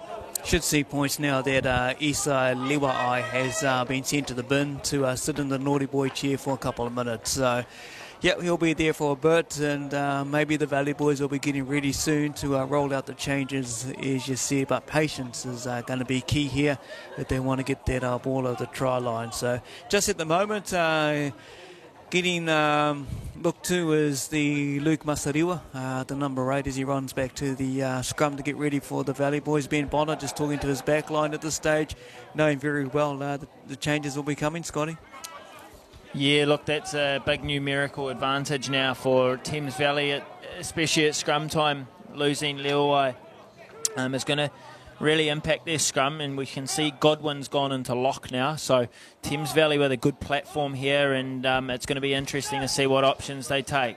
Blindside's looking good. But Bonner, he goes open side, and they go back door, and Sonson roar, and he finds the numerical advantage, and he's picked himself up his second try, and it just shows you how much he loves a bit of space, Reno Wilkinson. Exactly, you know, then you got the guy down here on the sideline looking at himself in disgust. So, yeah, good run there, good set up there, and a good platform delivery forward by the Thames Valley forwards. And as you say, Swanson goes in raw and gets his second try, be converting that try. Would guess hopefully he's got the kicking boots on in the second half for the Thames Valley boys. And the score at the moment, 18-15. Well conceived, wasn't it? A great try.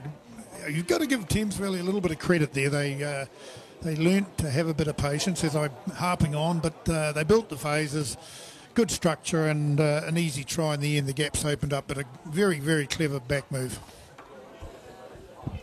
Yeah, releases a lot of pressure for Thames Valley, and it'll give David Harrison and Joe Murray a bit more confidence to go to their bench now, knowing that they are ahead on the scoreboard, although it be by not a lot, Ross. And I just take my hat off to Buller. You know, they came to town and they've played really well, haven't they, Scotty and Reno? You know, you look at their structures. They got some big forwards. They're not what I would call in the best shape, some of them, but they've hung in there, and they've got some firepower, but they don't look like they've got the firepower that Harry and our backline have.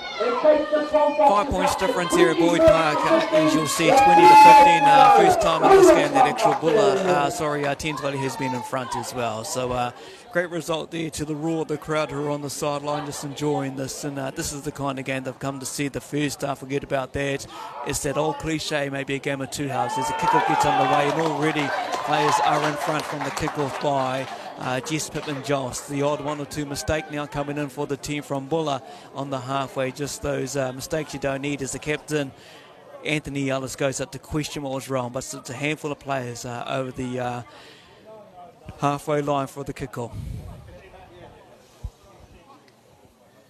Yeah, yet again a prime opportunity here for the Valley to attack from, but Buller, they'll be kicking themselves because mistakes like that, that's where games turn, and Thames Valley will know that this is an opportunity for them to really put their stake in the ground in this game. And obviously with the numerical advantage up front, you'd expect them to have options both ways at midfield. first of all, get the ball into the scrum and have a good scrum, Scotty. Good even battle, and Masireo, as he does, he's got to beat Pittman Joss there in the corner, and he's going to do so easily. Luke Masireo, the try-scoring machine, does it all himself. Had to come, Scotty, had to come. He saw a little look there as the scrum went down. He looked around, and being the seventh player he is, and the excitement sheet, he knew he was going to run. He had options either right or left to pass the ball off, but he wanted to beat the last man in the fullback of Pittman, Giles, to score him a meat pie for today, and well-deserved 25-15. The crowd roars again here at Boyd Park. I think his father will be very happy. Yeah. Great counties man in the day. Had the pleasure of working with him, and that was a great try, wasn't it? I would have liked him past, but he threw the dummy. That's all right. He got away with it. Would have been not nice if he'd got tackled, but great try. And that's just given them the shot in the arm that they needed and the boot up the bum, and hopefully they'll get into it. Exactly. You know, the three of us were looking at each other thinking, is he going to pass this or is he going to go all the way? I thought, don't get tackled. Whatever you do, do not get tackled. But here we go. Lining up the kick is the first five for Thames Valley. He's also scored a couple of tries. Swanson roaring. So get ready for hopefully another 2 points coming up.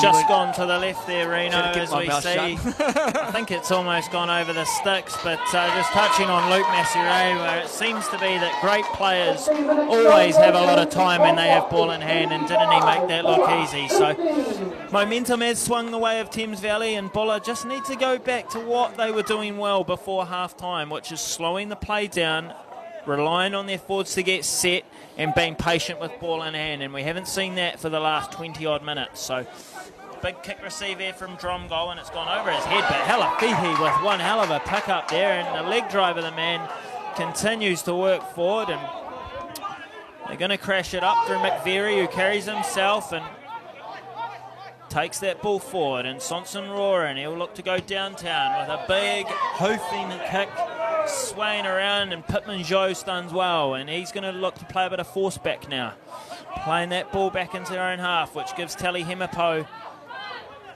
a bit of a head swing there, and he's kicked it back down to Goodwin. Yeah, Goodwin, yep. Goodwin, sorry, who carries himself. He had options. He's hope he doesn't get isolated, and McVeary seems to have got in a strong position, but well cleaned out there in the end, and they come wide. The line speed of Thames Valley seems to be putting a lot of pressure on you, Ross. Yeah, that's all about line speed. They can't get out of their 22. The kicking game works if you take up the positions of putting them under pressure, and we've done that, Thames Valley, but Bull have got the ball back. Good on them. They're still having a crack, and they have to have a crack now because they're chasing the game. Out to the winger, out wide there, the 14 for, well, he puts the kick in and then Luke Barrow, who gets it down there. And moving out now to the opposite wing, obviously, for Thames Valley. So Joe Cook, good run out there. Here's the man of the moment. Oops. Cotton Betty baiting him in a strong tackle there. He's been physical all game, but they're going to go back for a former penalty advantage. And unfortunately, it isn't keeping the game flowing, but Thames Valley won't be complaining at this time, just having the clock stop for a bit of a rest. Touchy coming in, so there must have been some incident over there, Scotty, but Thames Valley, good work there from the chase line. I'd like to see them just attack down the blind side instead of spreading it across the middle all the time. There's room down the blind side, just stretch them and can group them over that blind side and then come wide. They seem to be coming wide all the time on counter-attack, and Bullard, give them some credit, they're reading it. Yeah, they sure are. They've read the game really well, Bullard. Their back three, I think, have connected really well on defence and attack, and they did have a couple of late changes with Elisa Tora being ruled out on Thursday night after training, which meant Mita Korombeti came into centre, and Luke Barrow came from the bench into the right wing. So a few late changes from Thursday night, which I actually think the Buller back three and centre pairing, you've got to credit them for a good 65 minutes this far. Turnaround penalty there by, of course, the referee, the assistant referee on the sideline, Ryan Rogers, having something to say. So obviously that's turned it around. Something happened in there that we didn't quite see. And looking like the changes are rolling out for the Buller team. We can see Thor Manawatu, number 20, running in to replace Jack Ferguson, who's had a good game at half for the game for Buller. So a bit of a change there, but yeah, Jack Ferguson be proud of the way he's played today for Buller, as the team has so far. You know, it's only a 10-point game difference at the moment. Not many changes at the moment rolling this stage, as the captain, Anthony Ellis for Buller, throws it into the line out, and it's been turned over. Steal there by the Thames Valley boys. Good steal, good work in the line-outs. Now we need to build phases or go for the length of the get field position. Good kick. Yep, over the top of the head of Luke Burrow there and right down there. What a kick. Breaking punt, and I missed who kicked that, but wow, that was a 50-22 as well, we need to add, ladies and gentlemen. So it will be a Thames Valley feed to the line-out, and that might just be the game-changing moment. Ross and Reno. Yeah, I think as Jack Kingsford comes on, the replacement obviously for a flanker, I would imagine. But great kick, wasn't it? A great kick into the red zone. That was a fantastic kick. Now they have to get the steal. Yeah, good kick there by the number 10 who scored the tries, Swanson. Roaring for the Thames Valley boy. That's a hell of a kick. Now we're getting ready to throw into the line. As you can see, Sam van der Valk getting ready. I'm guessing it'll be taken a good drive here by the Thames Valley boys to try and get closer to the try right at the front. Look at that. It's a good little move. Wow. And how good is that? A nice little bit of initiative there from Van der Valk and Bonner, who played club rugby together at Waiau this year. Obviously working on the short line-out option, but ladies and gentlemen, just wait, because it looks like Ryan Rogers and Jackson Henshaw are having a bit of a yarn, and I guess that'll be to see if that ball went. No try. Yeah, not 5 metres by the look of that call. Too good to be true there for Ben Bonner, I think, Ross. Looked good. It looked good there, Scotty. It looked good. They ran back to halfway thinking it was good, but Ryan Rogers, who obviously had a say before the turn the penalty around for Buller, has had something to say here as well. But you know, they're doing their little job out there and they're picking up everything. That's both on the sidelines. As we see a change to the fullback for Thames Valley, we see Will Newbold running out there to replace Tally Himmelpaw, who has had a pretty good game there, Tally Himmelpaw, for the Swamp Foxes. So Will Newbold rolls out there for Thames Valley at fullback. Yeah, good shift there from Himmelpaw. He's looked very controlled at the back there, and he'll be replaced by Will Newbold, who's had a consistent season at Hodaki North, and obviously well rewarded with his Thames Valley Swamp Fox spot this year. So he'll be wanting to make the most of the next sort of 12 to 10 minutes. Very happy parents are sitting there in the grandstand. The Newbold family, Mac, they're sitting over there looking at them. They'll be happy to see their son out there. So good to see a good little crowd here, all in their little bubbles, doing our right thing as Thames Valley do with the MOH side of things. And good to have a home game here of local footy with the boys who are getting ready to head away next weekend. Getting ready to feed the scrum is the new halfback in for Buller, who is Thor Manawatu.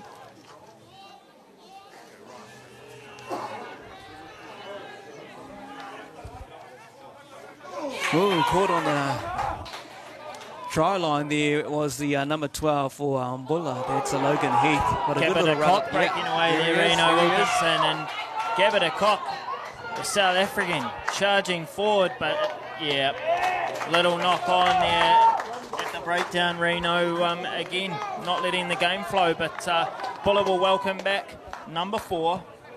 Isai Liwa'ai, he's back out there from 10 minutes in the bin, and another change for Buller to the number 9, Te Kahu Parata, running on there to be another replacement. So another couple of changes there, but a return also to the locking role for Buller team as well. So here as the changes roll out, some of the other Valley boys have just arrived back from warming up. They'll be rolling out their changes very, very soon. So a couple of changes there.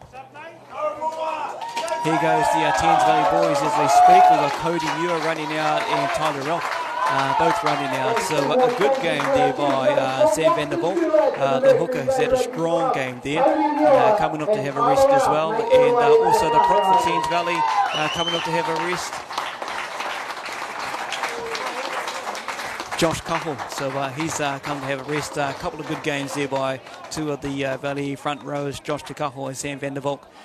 Being replaced obviously by a couple of players there, Tyler Ralphie and Cody Muir back out there as we get prepared for the remainder of the second half. 10 minutes to go at the live game here at Boyd Park.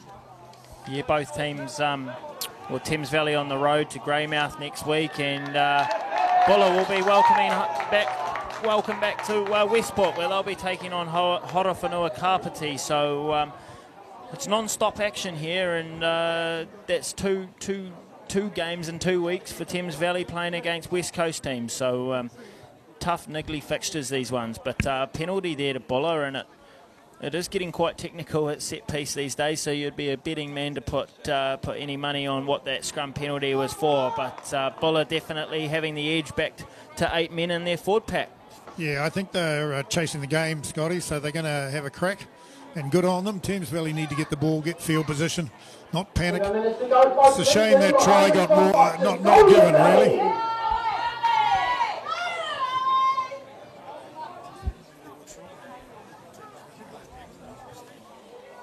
Good set piece there for Buller, and it gives Thor Manawatu some clean ball, and they truck it up through Colin Betty.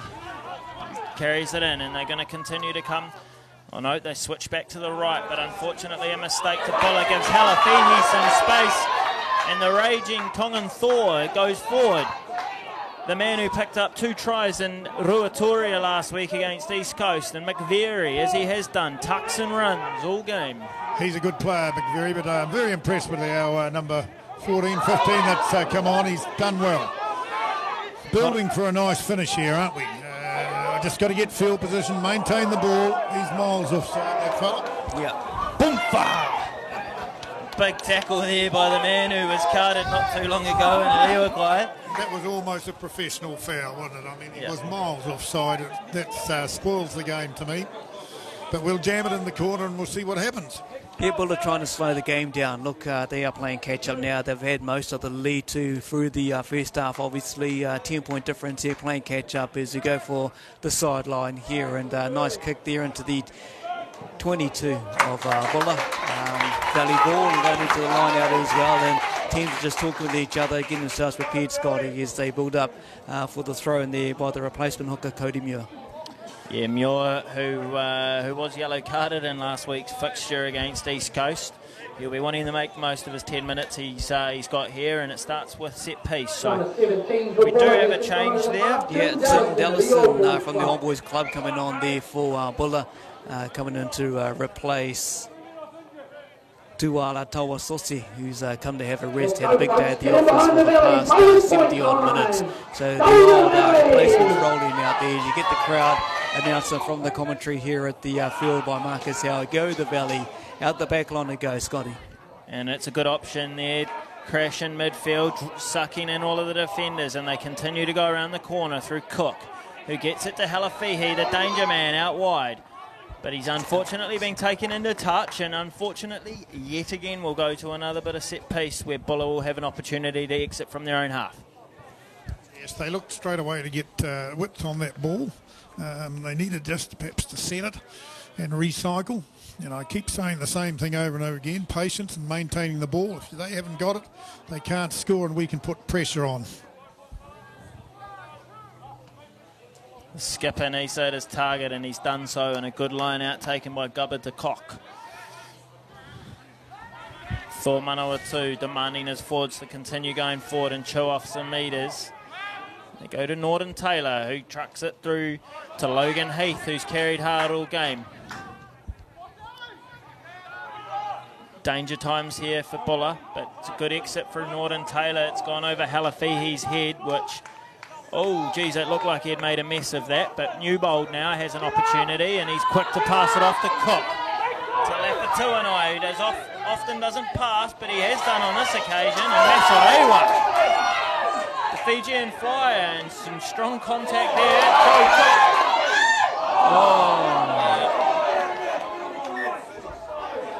Could have been an early take there, but Bonner unfortunately been ruled out of his second try in the last 10 minutes.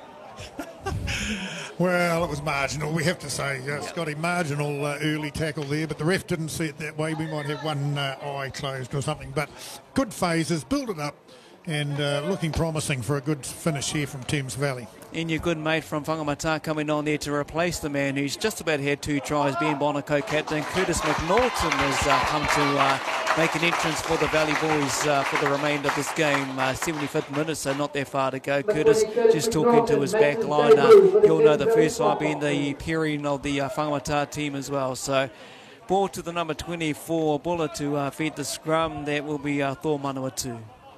Yeah, great to see Curtis McNaughton finally getting his opportunity. He was injured late in the club season and unfortunately missed out on initial selection. So great to see the man making his debut in the Valley colours today.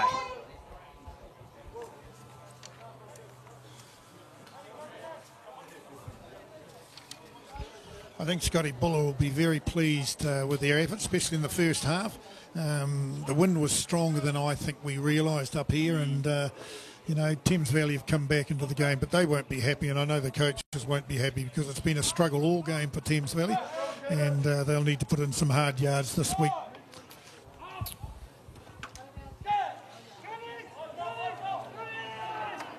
Feed in by Manawatu there for the team from Buller, but a good push across the field there by Thames Valley, come to no avail. Then the kick down the line there by Norton Taylor, just finds it over the half there, now returned by Will Newbold, who's got the ball. Oh, just that pass didn't quite go the way, and unfortunately knocked on there by Halafihi. Just one of those things. Will will be kicking himself for their pass, but back now turned over to Buller.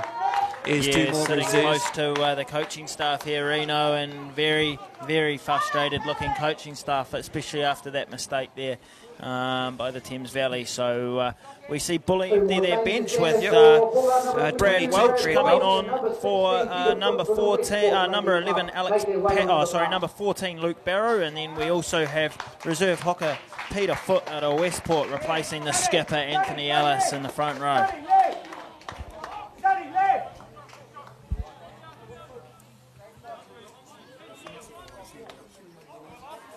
So 3 minutes ago here at the game in Boyd Park, Te Aroha. Look, a 10-point difference as you can see on the live stream. Just want to send a big shout out to Grant and his wonderful team from CTAS Live. Check them out. Do Google, you'll find all the information up there. They've been doing live stream for so long, and great to have them on board here helping out Thames Valley bring you this live coverage in this situation where we all are. Obviously we can't have the big crowds, but we've got the little bubbles and everything like that going on here. So to the Lions from Te Aroha who helped out Thames Valley Rugby Union, thank you very much. To everyone else who's been put in the field, it looks in good nick here at Boyd Park. Thanks to everyone who's been part of that as well. But back to the footy action with only a few minutes to go here in the Heartland Championship. 10 points difference, as you can see, 25-15. Look, free kick already to Thames Valley. Curtis McNaughton hungry for the ball, and he wants to get it out to the back line straight away. Let's attack, McCann, you don't see him kick often, but that's a hell of a nudge. Both him and his brother Matt have had great games today, Sam and Matt, playing well in their positions, and like you say, good thinking there from Curtis McNaughton, trying to up the tempo, which I'm sure all of us spectators and officials are wanting to see. But interesting here for Buller because they do have one more throw at the dice, but they are going to have to do it from 90 metres out from their own goal line, and it is going to come for a line out, which has been rocky for them throughout the last 78 minutes of play. So last substitution there, unfortunately don't have a number for you. Michael O'Regan comes on there to do a replacement only a couple of minutes ago. So the number 6 has come off for Buller, which is Kyle Tetai. Good strong maul there by the boys in red and blue, and had to happen. Thames Valley just as they get it. So effective work there, wasn't it, from the maul? They sort of tripped and slithered to the ground and stopped the maul, and obviously that's a turnover in a pretty important place. So let's see if we can get a try here and get that. Have we got a bonus point? I don't know. Well, yes, we have. We got 4 tries, have we? We have, Ross. Yep. I don't know what you just going over our try scorers. Cameron Dromgoole dotting over in the first half. Tuta Sonson-Roa and Luke Masirewa. So a bonus point for Thames Valley at the moment, and nothing for Buller. So at this stage, and obviously with only the top 2 teams going through to the Meads Cup final this year, every little bonus point is important, lads, and you know, Thames Valley will want to strike here, and you know, points differential in 5 weeks down the track might become quite important. Big scrum there by Thames Valley, fed in by McNaughton, heading out to the back line there. Look at that, roaring into the Joe contact there by Colin Betty. He has absolutely taken Roran's head off, but he's a composed young man, Roran, and the headgear's become a bit of protection for him, and they crash, and McNaughton feeds to Muir with a great tipper to Tyler Ralph, the replacement prop, who's unfortunately been isolated, and Thames Valley will not get their opportunity to score. I think that's been a bit of a theme. It's been a messy game around the breakdown. Ross, you'll be able to touch more on it, but a lot of coming from the side, a lot of off their feet, and that occasion, supporters at the breakdown not quick enough there. No, and of course, you know, they tend to give away the penalty when we desperately need to have the ball, and it's a penalty right on the goal line, and Buller moved the ball on, so they're looking to finish strongly. Hopefully Thames Valley get a turnover, and they have. There it is, turnover. Yep. Well done, well done. Continues that theme of breakdown penalties, and this is starting to get a bit unstructured with Trinity McQueen almost. One in the tap and go, yeah. And go, would have been a sight to see the man from Mercury Bay. I think he's still a bit gutted he didn't get their free run. The referee had already blown a whistle on the previous maul. I think he thought he was in for a try if he had to run away, but we're down there full time here as the scoreboard shows here at Boyd Park. But here Trinity just eager to tap. He wants some umpire to add on. Would be nice to finish with one more try, and they've got an opportunity here. Time's up on the clock by about 2 minutes. But there was a few stoppages, but, you know, it would be nice to see some sort of move here to finish strongly. Perhaps Lukey might go blindside here, you don't know. He's looking around, look, he's surveilling where he could go. He can see a gap there, he can see a gap there, and he's just looking around. He's hoping he gets the ball back by a good put-in by Curtis McNaughton, who's only just come into the game, and let's see what the number 8 will do for Thames Valley. But get the ball in first and secure. Norton feeds. It looks like Jake Wettity's causing a bit of chaos on this loosehead side, and Masarewa, the offloading machine, distributes to McNaughton and Roaring, sniping as he does. Newbold's been stripped by Gabba de Kock, so it's going to be a turnover, Buller ball. And yet again, we've said this a lot this game, they have had to get themselves out from deep in their own half, and it comes through the guy who did spend 10 minutes on the bin, Lewawa. Another penalty to Thames Valley as well. Yeah, he thought he was in for a second. But anyhow, it was a lovely try, but it wasn't given. Good steal there, though, by Lukey Masarewa. And we're still having another crack at a try, so let's see what happens here. Into the corner for a line out, so this could be a rolling maul again, do you think? Maybe not. Round the front, something new. I think they're going to go to what they know here, Ross, and that has been quite a successful maul. However, you and I both been forwards. We do like to see push-over tries, and we haven't seen one yet today. So let's see if they can stay connected. But unfortunately, disconnection at the line-out has caused yet another mistake from the Valley. And a good clean-out there with a few limbs up in the air. Norton and Taylor. Buller really to run it out. Look, they're not going to give up. They've played a good half. Oh, nearly got an intercept there just about as the crowd in the grandstand goes, oh! But settling down there by the Buller team at the moment. They're just going to keep running and running and running. They're 10 points difference. They know that. They want to try and get some kind of points out of this because they've had a good at least 60 minutes of this 80-minute game, which shows full time here at Boyd Park. They're not giving up our Buller. They're just running and wanting to run this out and try and get down the other end. Is Norton does his best, but obviously going nowhere fast are the team from Buller. Yeah, time obviously up, Reno. Hence Buller not wanting to kick the ball away, but Lafatu and I would be right if Thames Valley can score, but we know how sturgeon this Buller defence can be, and Halafihi, the danger man, he probes and he gets close. And McQueen gets over with a strong pick and go, ably supported by Tyler Ralph, and Thames Valley finish this game with a great try to Trinity McQueen. The young man will be happy with that there, Scotty and Ross. He knows he missed out on one beforehand. He tried to do the quick tap only a couple of minutes ago, but they will see the scoreline go out to 30 to 15. It is full time here at the park, but on the live stream we've still got the kick to come, and hope you enjoyed that. Good try. Trinity McQueen. Yeah, good try there from Thames Valley, but I take my hat off to Buller. They never give up. They had to chase the game from their own goal line, and they were chucking it around, but turnover happened, and good to see Thames Valley put a little bit of distance between the two teams, and they'll take a lot of learnings from this. To quote another, many players, when they play rugby, they take the learnings of the week before, and hopefully they can start with a bit more energy next week, because they'll have a lot of travelling, I think, aren't they? They're away to somewhere. Yeah, they're done against West Coast down in Greymouth. So you're not getting on the plane next week, Ross? Oh, we're not sure yet. Mightn't be allowed out. You never know. Oh, man, of your pride, Ross, I'm sure you'll do everything to go and watch. But unsuccessful penalty conversion attempt, Reno. Yep, and that'll be full takes time. us to the full-time whistle.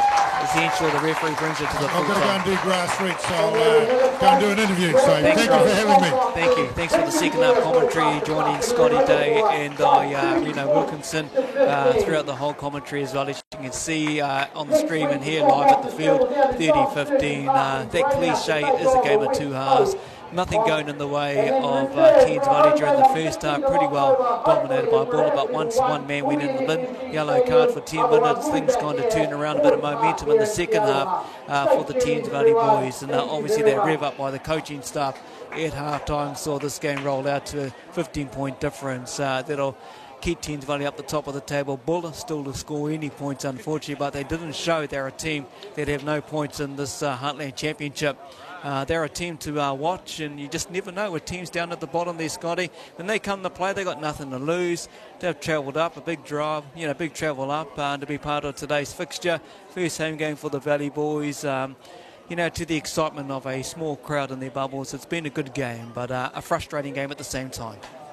Yeah, for sure, Reno. It's been a pleasure to commentate with you, and I really thank all of the people that we've been thankful to commentate for today, our viewers, and also to our supporters who have made the effort to get their bum off the seat and come and watch. So a game of two halves for sure, with Buller leading at half-time, but being held scoreless by a good and better Thames Valley in the second half, and I think it's fair to say the better team overall won, and the Thames Valley Swamp Foxes continue their unbeaten streak in this Heartland Championship this year. That's good to see, promising to see, especially for the supporters back home as well, to all of those who are proud sponsors of the Thames Valley franchise. You'll be enjoying the 3 games, 3 out of 3, so they'll be up the top there. Obviously, as you mentioned through the commentary, thank you to CTAS Live. Google it, check it out. They're available to do all the live streaming for you, so have a chat with Grant. We'll help you out in that manner. But Thames Valley get ready to head off next week to John Sturgeon Park in the Greymouth. They'll take on West Coast, and then the following week, if we're in level 1, we could see the game at F&G Stadium in Hamilton against Mid Canterbury, and then on the 23rd, Labour weekend, Horowhenua Kapiti, the Thames Valley boys head down to Levin. So we'll see what happens. If that game doesn't get underway at level 1, it's level 2. We'll be back here with our second home game to commentate, which will be here at Boyd Park in Te Aroha, as the teams go through, shaking each other's hands and giving just as much as they did out there on the paddock. It's been a great day to commentate rugby here in Te Aroha. Picturesque scenery, beautiful to see the mountain in the background. Great to have a commentate with you there, Scotty. Good to catch you, my friend, and yeah, it's been a great day. Yeah, thank you, Reno. Thank you, Ross, for coming in the second half, and thank you to our viewers and CTAS. It's been a fantastic afternoon here at Boyd Park in Te Aroha, and I can't wait for our next home game where we get to do it all again. So thank you, ladies and gentlemen. Have a great evening. Good luck to the All Blacks at 11:05 tonight when they kick off against the Springboks. And I'll see you next time, Reno. All right, thank you, Scotty. Thanks. That's us wrapping up. Thank you to Grant and CTAS and bringing you the live coverage. Be safe across the weekend. Take care, everyone, and we'll catch you sometime real soon. We're going to cross over down to some of the commentary down there on the infield, so just hang in there with us. We've got a bit more. We thought we were wrapping up to go get us another drink or a meat pie there, Scotty, but we've got some interviews they're going to get on down in the midfield down there as well.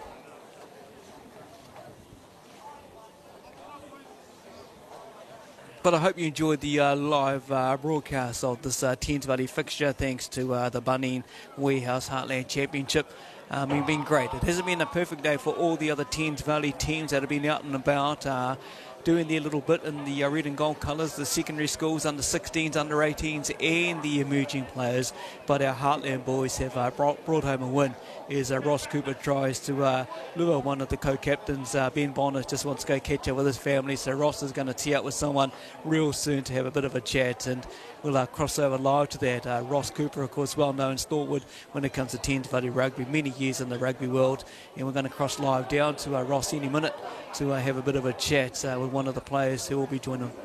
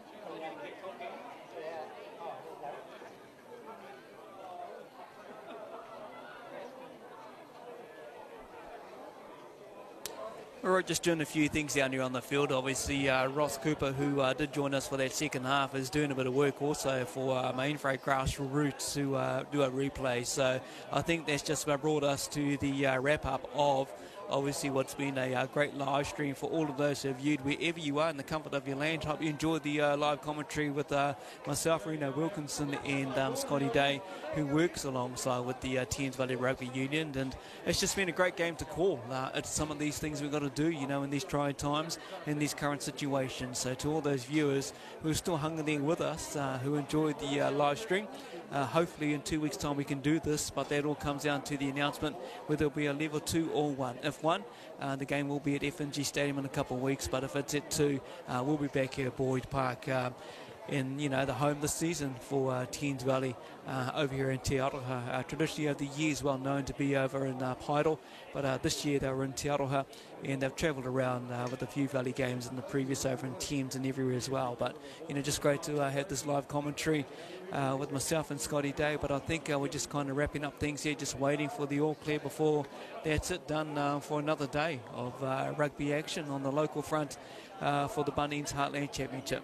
And that is us. So wrapped up. Thank you very much.